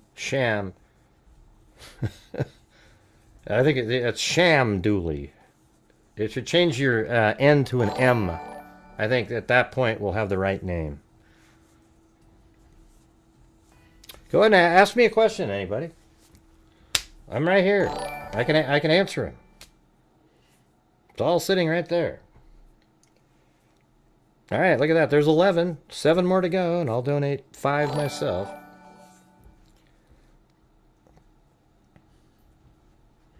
Let me know when he shows up again. Oh, you got rid of Sham? Let me get rid of people like Shanduli, okay? Are they coming up with multiple accounts again? I mean, you can time them out, and remove their comments, then I'll read them, and then I'll be the one that removes somebody. Unless they're obvious, like, coming in, trashing, and... Hey! Sheila, thank you. Have we heard any more about where the roommate is? No. I don't really want to know, or nor does it matter where the roommate is, right? Like, does it really matter, where Twigs is? I hope he's in protective custody somewhere hiding, because given, like Shanduli and those kind of nut jobs, they would go out and do something to somebody like Tyler Robinson. Or, I mean, Lance Twigs. Right? You don't agree with my narrative. When you say narrative, it's not a narrative. It's just factual information. Okay, a narrative is a story told by, and you don't agree with it at all. I've read your comments. You don't agree with it at all. Okay? Gray, are you ex-FBI or CIA, Gray? Yes, everybody. My name is Gray Hughes. You might want to call me Gray, the CIA operative who's paid. I get 3 different checks, one from the CIA, one from the FBI, one from, let's see, who's the other one? NASA? They give me the great satellite imagery that I use. Yeah, it's amazing, everybody. Every single case I cover, I work for the CIA or the FBI. It's amazing. Even when you go back to the Delphi case, or even the Kanika Jenkins case, I obviously am a Fed. I'm somebody pumping out the government narrative, because who wouldn't want a good conspiracy? But look at Gray over there. He's just looking at the facts of the case. That's not normal, everybody. He's not spreading a narrative. He's got to be paid by them. I wish you guys realize how absolutely idiotic you sound when you say something like that. And I'm in a unique position to know how idiotic you sound, because I'm me. And I'm just a person who's covered true crime for, 8 years live, and much longer than that not live. And I know what I'm doing. I know what I'm looking at. I've seen it. Okay? It's clear. It's, it is what it is. I look, what do you mean? It is. I go out and if you're trying to disprove or prove, and you say someone else's facts, it's the government's facts, the state of Utah's facts of the case. You look at that, you try to prove or disprove it. I've done that. Everything they say, there's a few wording things that they did wrong where they say when he jumped off the roof, he dropped the same item he was holding. That's not accurate at all. His glasses fell off his head, and he picked those up, put them on. He still had the rifle wrapped in the towel in his right hand at the time. So that's not right. There's stuff like that I looked at. I've been there. I walked the streets. I'm the one that found the 4 finger marks up on the roof and then actually found them in photographs that were already present that nobody out there even noticed. Okay? All of that stuff. So there you go, man. It's real simple.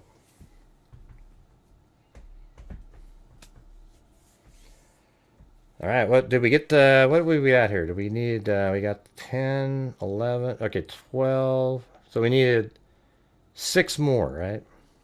So we need 6 more or $30 of some sort, and then I'll donate 5 channel memberships. Now we know, yeah, here's what we don't know. What we do know currently is so damning, it's unbelievable. And law enforcement has probably 10 times that. Okay? At least. I mean, they're probably ready to go to trial as we speak. They are ready to go. They've got it. It's nailed in the bag. The problem with people like Candace is she's polluting the jury pool out there where, even this lady came up to me and she started going, I don't know, man. And she was like a totally, 55, 60-year-old woman who was obviously, a responsible person and everything like that. With her husband, and she was like, man, I don't know. I was watching this video, and they were saying it was shot from behind, and they look. And I go, that's all garbage. Every bit of it.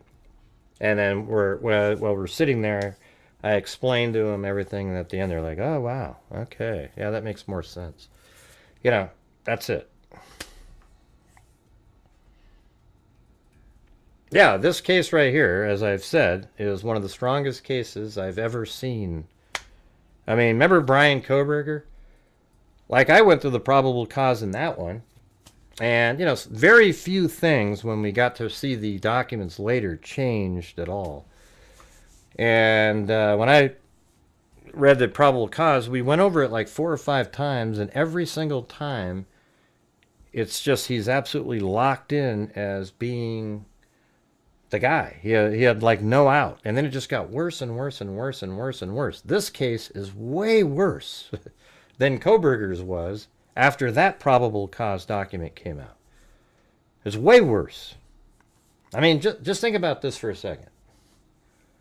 I mean, think about this case. You've got... All right, so Charlie Kirk gets shot. And then one of the officers saw somebody up on a roof over there. They go over there, and they can see where the person was in position to shoot. And we also have the other video from the side that shows somebody up on that same roof. Then they track it backwards. They see surveillance footage of a guy that walked to the Losi building. They can see all of that part where he goes up on the roof. And then they actually can pan the camera over on the 360 degree, and they can see that he went into the woods. So law enforcement goes into the woods, and inside the wooded area, they find a rifle wrapped in a black towel. And then, on the roof, they found a screwdriver. They already had that. And so just think, they've already have all this information. And then they go through the surveillance footage more and track back like how the person arrived on campus, and then we're able to find that he went through a tunnel and up some stairs into a parking garage. And they held on to that information for a day, and then the next day they released the images of the person walking up the stairs to the public, and Tyler Robinson's parents saw that image and said, wow, that looks like our kid. And then they showed a picture of the rifle that was found in the woods. that leaked out there, and they said, wow, that looks like the rifle our grandfather gave our kid. And so, I mean, it was even before Tyler Robinson was home. So that means the picture of the rifle and the images were put out really quickly because he never even came home until like the next day. You know, the next day he was driving at the gas station, but he probably didn't show up home and, you know, obviously stayed over with Twigs on that time. So, you know, what he was doing for that time frame, I don't know. But it identified him, and then the DNA on the screwdriver found on the roof matched the Tyler Robinson's DNA. The DNA on the trigger of the gun matched Tyler Robinson. The bullet, 3 of the bullets had his DNA on it, including the empty shell, you know, the spent casing, also had Tyler Robinson's DNA on it, and it said, "Notice the bulge," just like Tyler Robinson mentioned in a message to Twigs. I mean, it just, I literally could just sit here and go on and on and on. It's just, it's absolutely crazy. And, you know, apparently he shows up at a Dairy Queen at 6 something in the morning, and it turns out in the documents he tried to go back to go get his rifle and towel, but he was never able to go in and get it. And so he wasn't able to get it because there was a cop there. Apparently a cop had an interaction with him as he was trying to go get it, but obviously he didn't say, "Hey, I'm looking for my rifle." He just talked to him and saw him there. And he's on a cell phone texting at the top of the tunnel on his way in, so obviously there's going to be ping information there. It just, man, it's, can you think of anything stronger than that in your life? Yeah, we need 6 more channel memberships, you guys, then I'll donate 5 myself.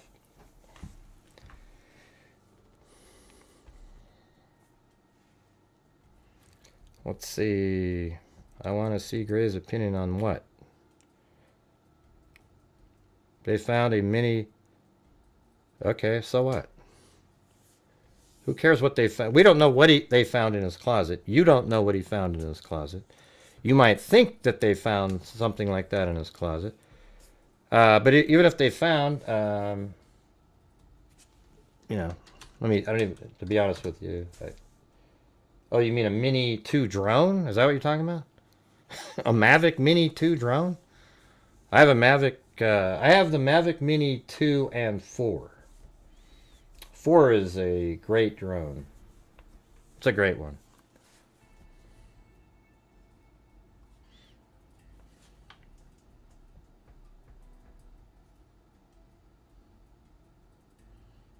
They found a Mini 2 in his closet, you said.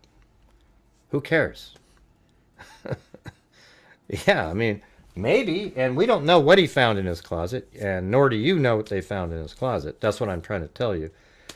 You know, so on the drone, if you do have in one of the folders, usually if you're using a cell phone to fly it, there's a folder on your phone that actually stores the flight data, and you can even plug it in as a KML file into Google Earth, and it'll show you exactly where the drone had been. That would be pretty interesting, wouldn't it?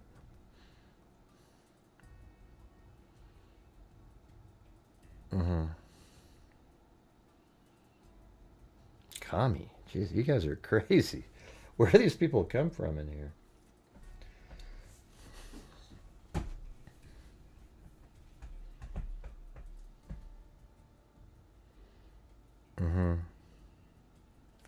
Okay, see you later, Uniparty Muppet. Not really interested. It's not. You're a specialty of nothing. All right, let's see. Looks like that fluoride in the water.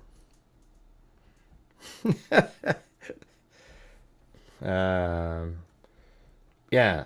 And so, and you also got to remember, when he was walking down the street, he was limping. He limped all the way up onto the roof of the Losi building. all the way through the tunnel to the low-C building, up onto the roof. And then when he climbed over that little short wall, that's when he gets up and he's not limping anymore because he's taken the rifle out of his pants and bolted it back together again. That's why there was a screwdriver on the roof. And he starts running now without the limp anymore.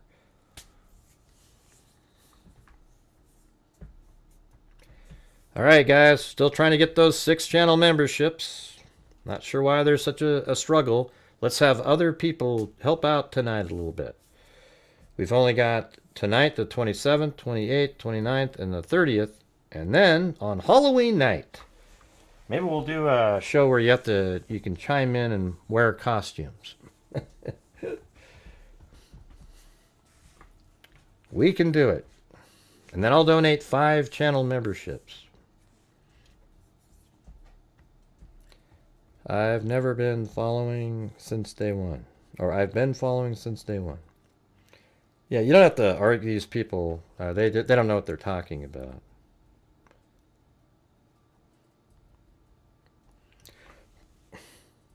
Let's see. I don't know.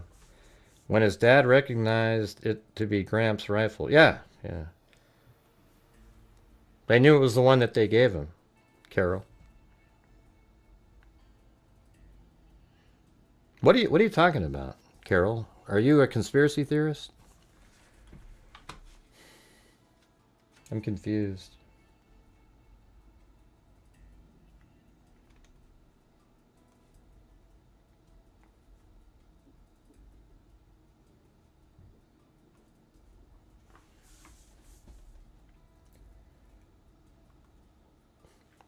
Here, I'll show you guys. If you missed this earlier, these are the images I took off of my drone. Let me get rid of my face. So if you missed these earlier, look how amazing that looks, right? Even that one's kind of cool, even though it's a little bit blurrier. And these are all basically in the same place over a couple days. See that one?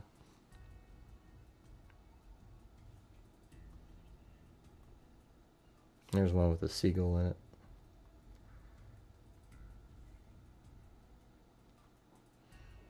I think that one's awesome. And then that one's really cool with the wind-blown sand. And that one's cool. And that's a good one. That might be one of my favorites right there. Just real rough seas, way out, way past the breakers, you know. Just you're right at the edge of it. And that's one of the best ones too, right there. And that's a good one. Oh yeah, I think the best one is either this one or that one. That has a little filter that I put on there, just making the sun extra there. But look how cool that is, huh? I mean, look at that awesome little wave down there, and then it's sort of like a totally different look over here, and then over here is where the angry sea starts. Isn't that cool? And then there's that one. I like that one too. Well, there you go. So if you missed that, there you go. You got to see that.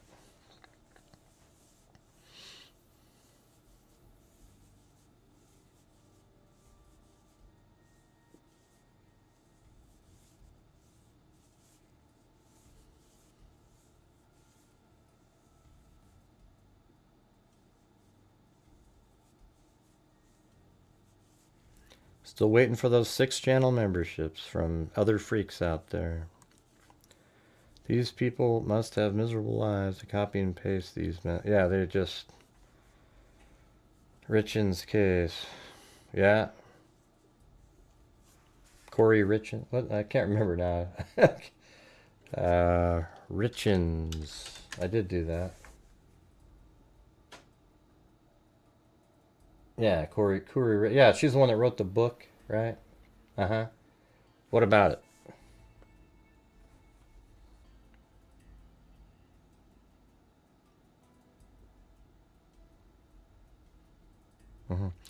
Yeah, you guys. Once you know this, Tyler Robinson is the shooter. There is no doubt about it. He's the guy running off the roof. We know that because he admitted to Twiggs that he is the shooter, and he was looking to go get the rifle wrapped in a towel that law enforcement saw the person that was on the roof jump off, run into the woods with. Okay? See, once you know that, then all you're doing in terms of the ballistic part is just, you know, what type of bullet was it, etc. And then what did the bullet do when it went in? Not who's the real shooter, because that bullet would have had to have exited over there. I mean, that's what's ludicrous, you guys. You're making it seem like because you don't believe that a bullet fired from that rifle could not exit, I guess, you know, makes it so it has to be a different shooter, and ignoring the vast majority of all of the information that's out there. Yeah, what's going on, Alley Cake? I mean, I threw it out there and it's just, ew. This is like the 5th time I've tried to ask to get that. Frustrating to say the least. Let's see. Hey, Gray, cover the Richens. So what about it, Jay? What about it? What do you want to know about it? Yeah, there's some live stream. I'm sure I covered it. Went over the probable cause, likely.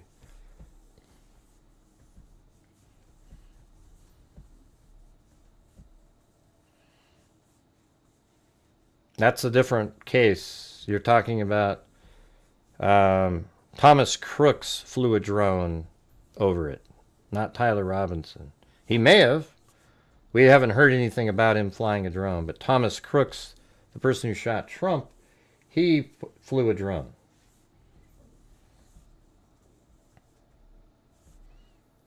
You're just looking for content for what? Yeah, just go to my, you know, do search and have it, you know, just type in Corey Richens. I don't know if it's, you know, sometimes I just put videos in a different, like in my private videos after a while if nobody's really watching. It's kind of a waste of time.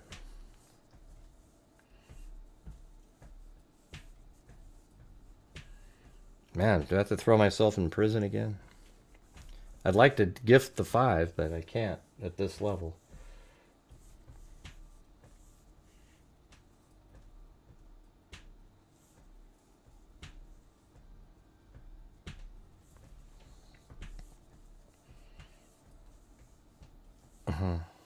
Right.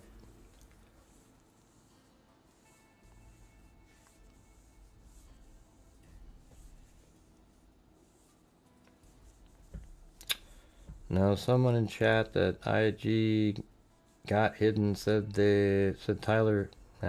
Who cares? They're just full of crap, you guys. We don't know. They said that they found a drone in a closet. None of us have any idea. It's not in the probable cause, and it's not in the charging documents. So we don't know if they found a drone in his house, nor do we know that if he flew a drone around the property. Okay? We just don't know. He could have, but it's not in the documents. Where would that come from? That's just somebody randomly making it up because Thomas Crooks did that. So it's like they just want to throw it in there. See, look, they're all doing the same thing. We got Thomas Crooks. You know, I don't see it. Can you point to a link somewhere where an article talks about it?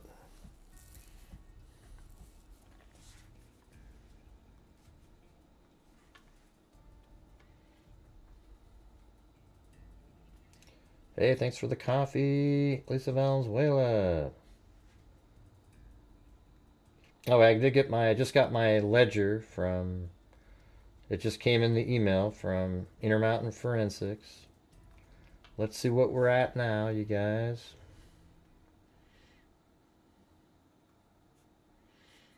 Yeah, I'm gonna have to end the show here in a minute.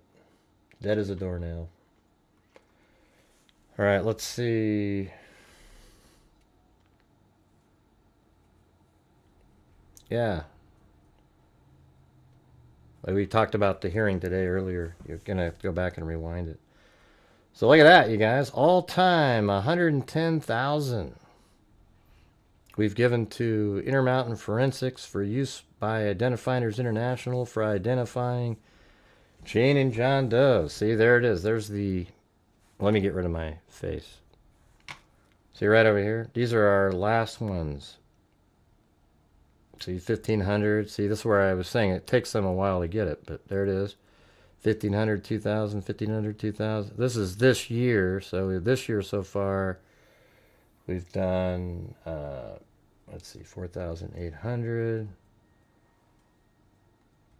plus 7. So it's 11, 12, or 11.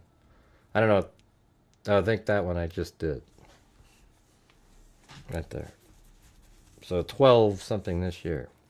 But the only way that happens is if you guys are supporting the channel, and I'm not sure why, even after I've said, hey, we just need 6 more channel memberships, and then I'll donate 5 myself. It's been 0 since that time. I mean, we're talking about, 25, 30 minutes ago, maybe 40. Not sure what happened. But there you go. And I think some of that also is Jeffrey Safera. He did 500. 500. I don't know. I mean, I don't know if there was a different... See, what? Look at... Why is Lisa Belson doing it again? I mean, come on, you guys. You guys, it's just crazy. I mean, I do these 3-hour shows. Just pretend it's, a cup of coffee or something, It's real simple. Thanks again, Lisa Belson. All right, who's going to do the one more? It's just 1, and then I'll donate 5. That's okay. Yeah, I don't want anybody sending anything if you can't afford it. This is, my channel's given away out of the income, so I get ad revenue, super chats, memberships, etc. And we've donated $265,000 since January of 2020 to various true crime related charities out there. We even gave $2,000 to Turning Point USA. We gave thousands to the victims of Brian Kohberger. So we just need 1 more gifted membership, and then I'll donate 5 myself. That stupid theory which theory contradicts the truth? The conspiracy theorists that show up in here, they never can answer. When you ask them a question, they never can answer it. It's always, if they try to, it's always answered by, well, this other guy, he showed this video. I would say the one video with the tree shooter was probably the biggest negative that happened to the case. Hey, look at that. We have GS70 and Sylvia's here. Or Silva is here. Silva's here. Oh, hey, there you go. Thanks, guys. Now I'm going to do the 5. Here we go.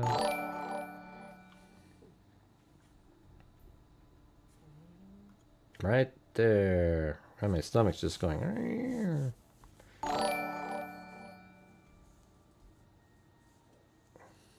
There we go. And thanks, David and Glenn Bush. Thank you, guys. Thanks for always for your generosity. That's how we keep things moving along.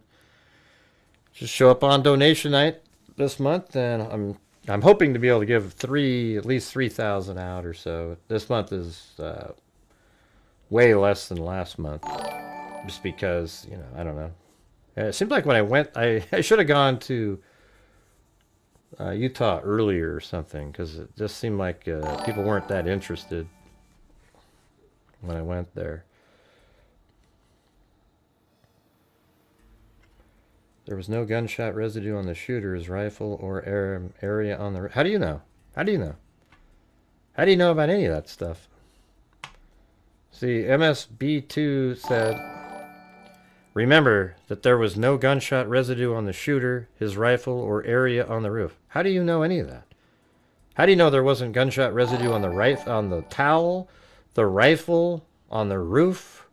You just sort of threw that out there without any information whatsoever. They don't, and by the way, probable cause documents have to be 51%. This one is devastating. It's way more than that. They don't put all their information in there. Hey, welcome. What is it? Rail Fanny Gray or something. Real Funny Gray? You talking to me? Real Funny Gray. Real Fanning Gray.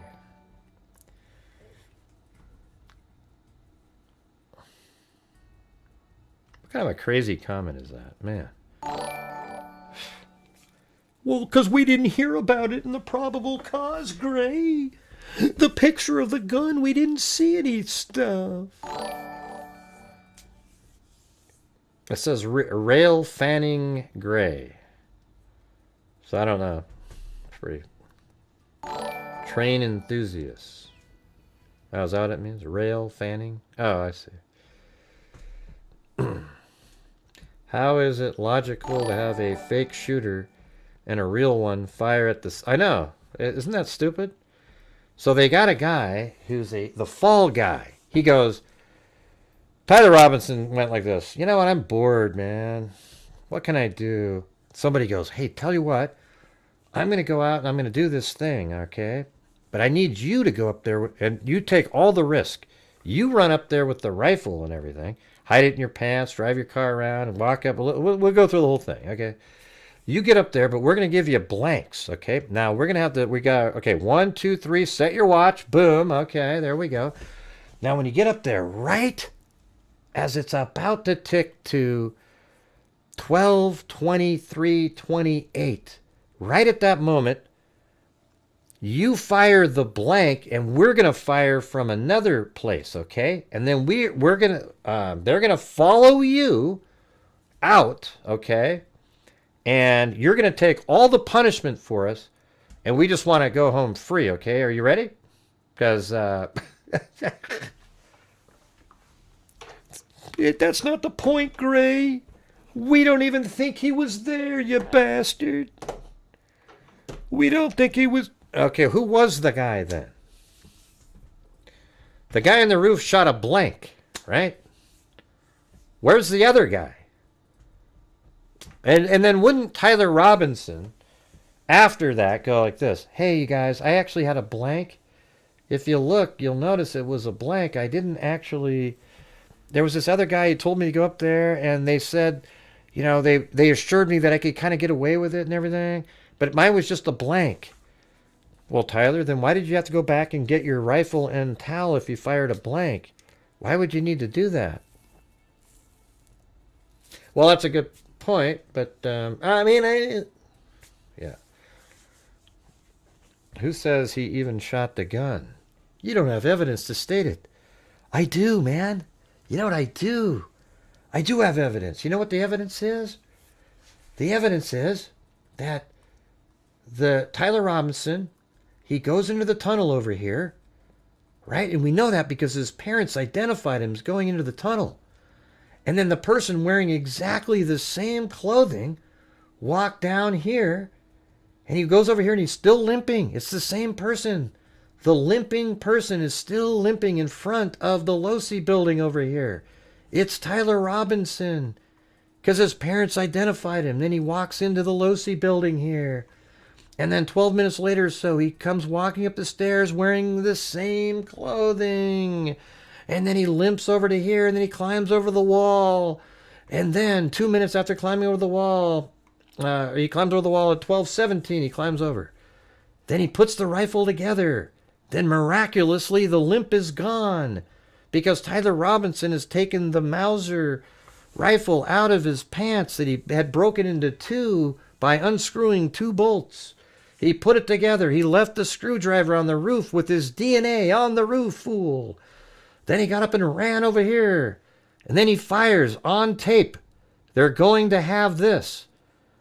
They're going to have him coming up the stairs. You'll see him walk over here, go over, and then run over there with no limp, fire. Then the person who fired at exactly around 12:23:28 runs across, jumps off over here.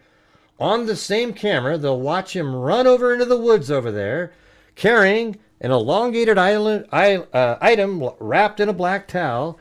Then law enforcement goes into the woods and finds a rifle wrapped in a black towel. And guess what? Tyler Robinson's DNA was on the trigger. Yes, there's all kinds of proof. On the screwdriver that put the rifle together, on the bullet shells inside the rifle itself, on the trigger of the rifle, the towel, and the blanket. His parents identified him as the person going into the tunnel over here. He admits to it in his text to Twigs. How in the hell are you not seeing this stuff? Are you guys like blind as a bat? Or just really dumb? I don't know what it is. Give me the answer, because that's the only two options you have. You're such a jackass. You know just as much as everyone else, but it's okay for you to speculate what's not in the probable cause. You don't know. If that's all they have or not, they'll constantly do this. Oh, God, these people are so ridiculous.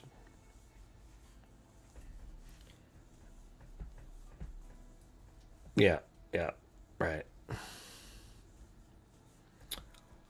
Yeah, do you hear how... I mean, you guys see how ridiculous this is, right? I wish I could post it, but it says, "You're such a jackass. You know just as much as everyone else, but it's okay for you to speculate what's not in the... I'm not telling you what's not in the probable cause document. Everything I told you is in the probable cause document. There's a video of Tyler Robinson walking in front of the building here. And we know it's Tyler Robinson because his parents said it was him. Okay? And they said it was him merely right over here. And he's got the same limp, the same clothing and everything as he walks over here. Okay? They describe the video that they're watching in the probable cause document. A probable cause document that Midge Greco, whatever the hell their name is, never watched, never read, never even cared, because it's always a conspiracy. Then went into the door over here, goes up the stairs at 12:15, 12:17, climbs over this little wall right here. This is all in the probable cause and charging documents. Puts the rifle together right here. They found a screwdriver on the roof with Tyler Robinson's DNA on it. He runs over here, and then at 12:23:28 takes the shot, hitting Charlie Kirk in the neck.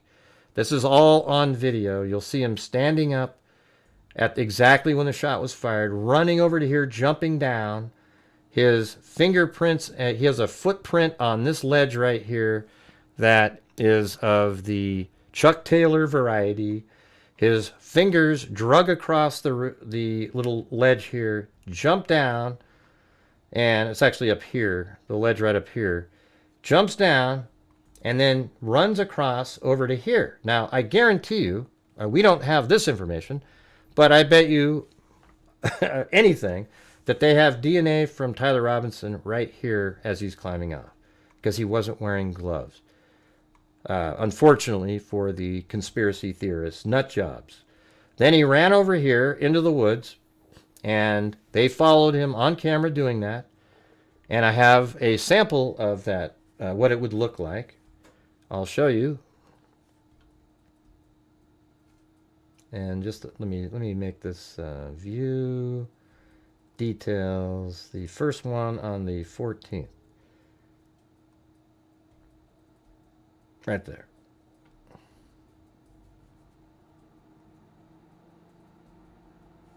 Look. See that shot right there? This is what it's going to look like. You can look that direction, and you can look all the way over there. It's 360 degree camera. And you're going to be able to see Tyler Robinson come up these stairs, walk over to here, and this is what law enforcement did, by the way, when they presented it. They went like this. Okay, record the screen. Okay, there he is. He's running across. He's running across. He's coming over here like this. He jumps down. All right, let's follow him over here. And they got him over here like this. Okay? I mean, this is exactly what they've got. So he's going to jump off. They're going to show him jumping off right there. And then when he makes his way right over here, he goes across the street. They're going to have this on camera. And then from this view here, they're going to notice that he doesn't walk down the street over here, that he disappears into the woods. Then they go into the woods and they find the elongated item, which was a rifle wrapped in a black towel. I do know that. I do know that. I do know that. Midge Greco, I do know that. This isn't, I'm not making this up right here.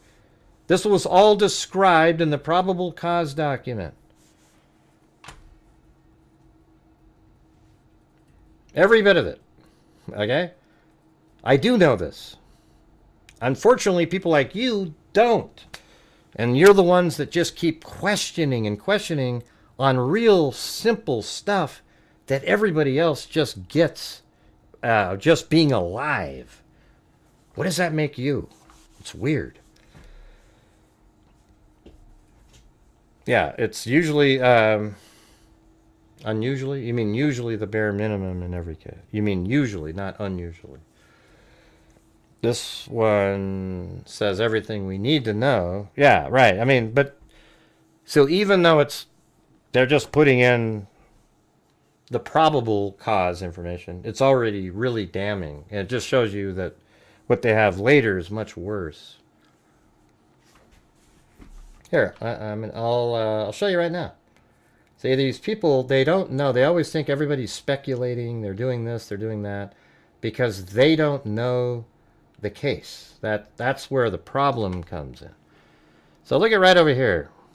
Right here it says at approximately 12:02 hours. Okay, let me go back up here. Cell phone back and surveillance captured suspect making his way towards the Losi Center.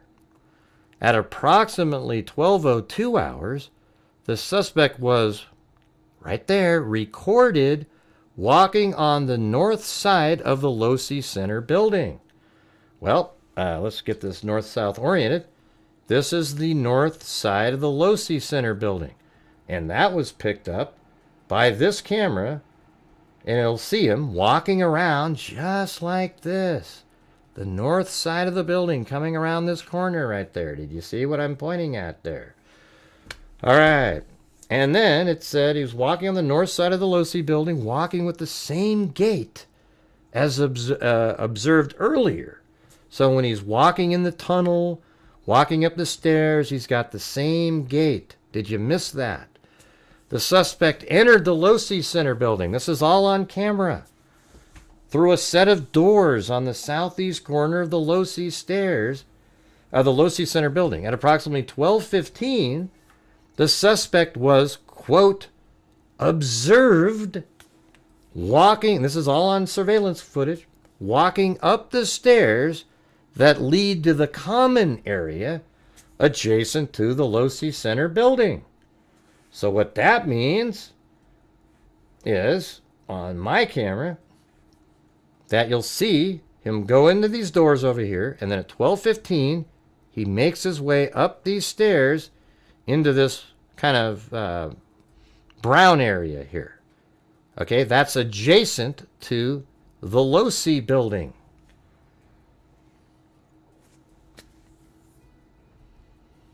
And then at approximately 12:17 hours, the suspect climbed over the short wall and appeared to crouch down on the north side of the wall on the rooftop. Okay, now let me show you that, if you're, so inclined to give a shit. Now let's see, right here, I think it might have been on, I'll just go to this one. I'm just guessing. Oh, no, that was when I got the fingerprints, but see, look at that. When I put the camera up here, the 360-degree camera, and then boom! Those are actually his fingerprints, his fingers dragging foot over there, black bag, this other shoe, everything is right there on the roof. All right. I'll go to the one before that one. This one. Right, so this is what it looks like when you come up these stairs. You make it to the top of the stairs. Came to the top of the stairs. Right, see this? This fence right here was not there. And I think... Are you paying attention? See, that's what happens. These people, they leave when you start showing them the reality. Even go all the way to the end. You know, notice that they haven't commented since then. Went right over Right, so see this right here? This fence was not there. You could walk all the way over to there, and if you just heard what they said, he went over the short wall, which is right here, okay? And north is that way. The suspect climbed over the short wall and appeared to crouch down on the north side of the wall. At approximately 12:22 hours, the suspect stood up and started running across the rooftop of the low-C building. The notable limp from previous surveillance was absent. The suspect ran to the west side of the rooftop and appeared to shoot along the rooftop area as he got closer to the edge, scoot along the rooftop as he got closer to the edge of the rooftop. At approximately 12:22 hours, the suspect lay down in a position consistent with a prone shooting position near the edge of the rooftop and appeared to be facing west in the direction of the courtyard area. The rooftop of the low-C Center building overlooks the courtyard area where the event featuring Charlie Kirk was taking place. The low-C Center building is, blah, blah, blah, blah, blah. Down here it says, at approximately 12:23, and I have determined it's 12:23, 28-ish, 27, 28, 29, right in that area. Surveillance shows that suspect stood up suddenly from the edge of the rooftop and sprinted north on the rooftop. So I've just described to you all of the stuff that's actually seen on camera. The suspect ran to the northeast corner, approached the edge of the rooftop. The suspect placed a dark-colored item on the rooftop and proceeded to lower himself off the rooftop. The suspect dropped off the rooftop onto the grass below. The suspect ran north near the parking lot of the East Low-C Center. At approximately 12:24 hours, suspect ran north across Campus Drive Road. The suspect appeared to be carrying an item whose identity is not clear. It's just, we can see that it's an elongated item wrapped in a black towel. The area to the north of Campus Drive where the suspect crossed over consists of a grassy area with trees on the edge of UVU campus. Investigators discovered a bolt-action rifle wrapped in a dark-colored towel. The rifle was determined to be a Mauser Model 98 30-06 caliber bolt-action rifle. The rifle had a scope mounted on top of it. Investigators noted inscriptions that had been engraved on casings found with the rifle. Inscriptions on a fired casing read "Notices Bulge," and Tyler Robinson's DNA was on that cartridge and the trigger of that rifle. How in the hell are you guys not seeing this? And I'm saying, you know who I'm talking to. Anyways, there you go. There you go. And he got down right there, got up and ran across. That's from his view. Came up those stairs right there and just easily got over there. It was a very simple thing.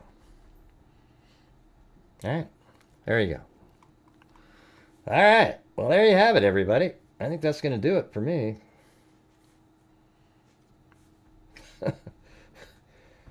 Man, it's just incredible the amount of just absolutely sort of brain dead, I don't know what you call it, just people who don't seem to get it. Really bizarre, All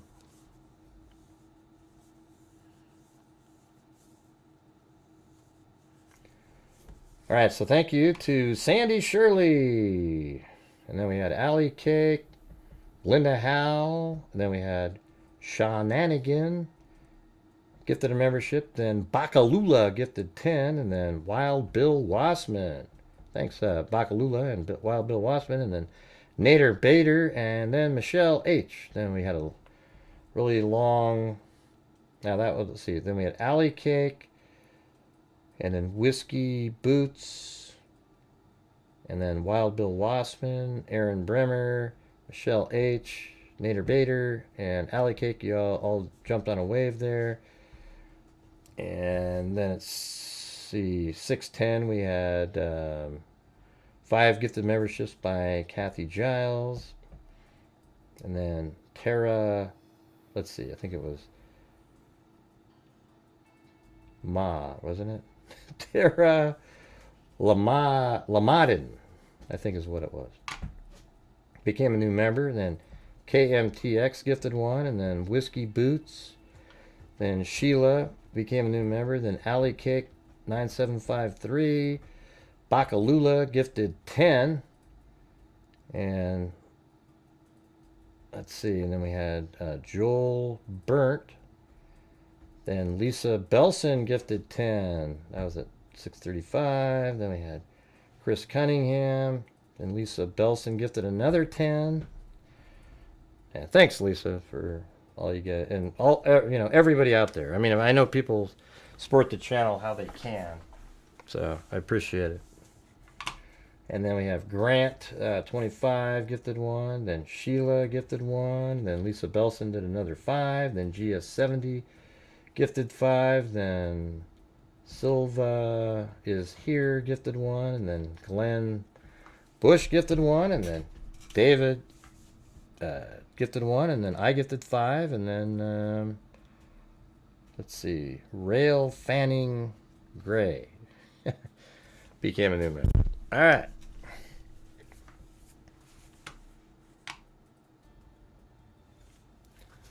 So thanks, everybody. Okay. Oh, okay then. What does that mean? Oh, okay then. That's the only comment. Have you seen the video? He connects the CIA. It's not. Listen, there's no connection to the CIA. All right. People can try to pretend they're connecting things all the time. And unfortunately, there's people like you that believe it. You know, you just have to realize that that's just complete garbage. All right? There's no connection to the CIA, and nobody has to go up and watch a video to figure it out. All right? And those, when you mention other channels, those should be removed. Okay? So if you can go up there and remove that one, that'd be great. I don't want... if I want to mention a channel, I'll mention it. Okay? What we get in here is a lot of times these crazy people show up and mention channels that are putting out absolute garbage only to spread it more. It's crazy. So there you have it, and thanks to Lisa Valenzuela for the coffee. All right, there we go.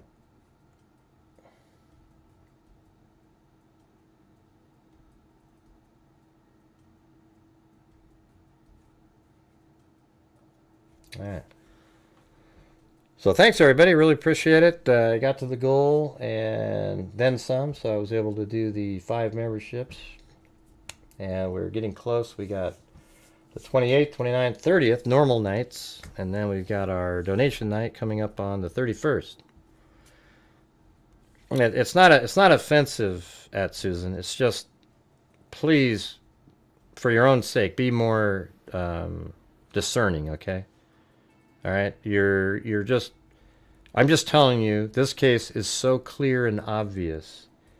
It's only complicated by the conspiracy theorists who point at things that aren't actually a thing, okay? And they make you think, oh my God, there's something else, and there just isn't. This is a, I don't even know how to explain it. It's just absolutely, I've been there, you know? And everything that I've seen, I haven't seen anything that is weird or like, that doesn't make sense. That doesn't add up. The only thing, basically is people say that a 30-06 should have gone through the neck. But then if you look it up, we've done this. Even on ChatGPT, they all say the same thing, that yeah, bullets do all kinds of crazy things. It's not a guarantee that any bullet will exit like they say. And especially, we don't even know what type of ammunition was used. We don't know how old the gun was, what the exact, I'm sure it was upgraded or something at some point. So we don't know a lot of those different elements, and that's where we're at right now. And I'm only just looking to see what the answer is. I'm not suspicious that there could be something else going on. Like another shot came in from a different angle. No chance, okay? So, there you go. There you go. All right, everybody. Thank you for being here tonight. We'll see you guys tomorrow. And as I always say, until next time, be safe out there. And a 1 and a 2 and a 3 and a 4. Yeah, I've been doing this true crime thing for quite a while now. I know you. I know the freaks appreciate what I do. I have not seen one person. I appreciate all the freaks. That is a. I appreciate having people with brains that work. Like rejector, I'm a certified human lie detector. Gonna get you on a stretcher. If you try and play me like an old projector. Crime sector is my nectar. Professor Greg is gonna give another lecture. Crime collector, freak connector, and I'm always gonna be a pop protector. Fool deflector, interceptor. And I'm meaner than a spectre with a vector on his pector. With all respect, y'all, just remember I've a temple fucking conjecture. I have no agenda. I have no agenda. And I'll serve it to you straight without the blender. And in the end, I'm gonna send you on a mission to reveal the true offender. God, I was hearing some other stuff there, Gray. What's going on? I don't know what the hell that was. Oh, oops, my TV randomly turned on. All right. Thanks, everybody. I don't know. I do my shows anywhere between 5 and 7, you know. Something like that. Last night was kind of late. I was just so tired. I tried to take a nap, and I don't know. But yeah, usually like 6 or so. Okay, but anyways, thank you, you all for supporting the channel. I really appreciate it. We'll see you guys tomorrow. And he has from different angles getting deleted. Oh God, Jesus, come on, William, you guys are crazy. Oh yeah. What about Charlie's friend who says he has all these videos from different angles getting deleted from his phone? But oh God, give me a break. All right, see you guys later. Be safe out there.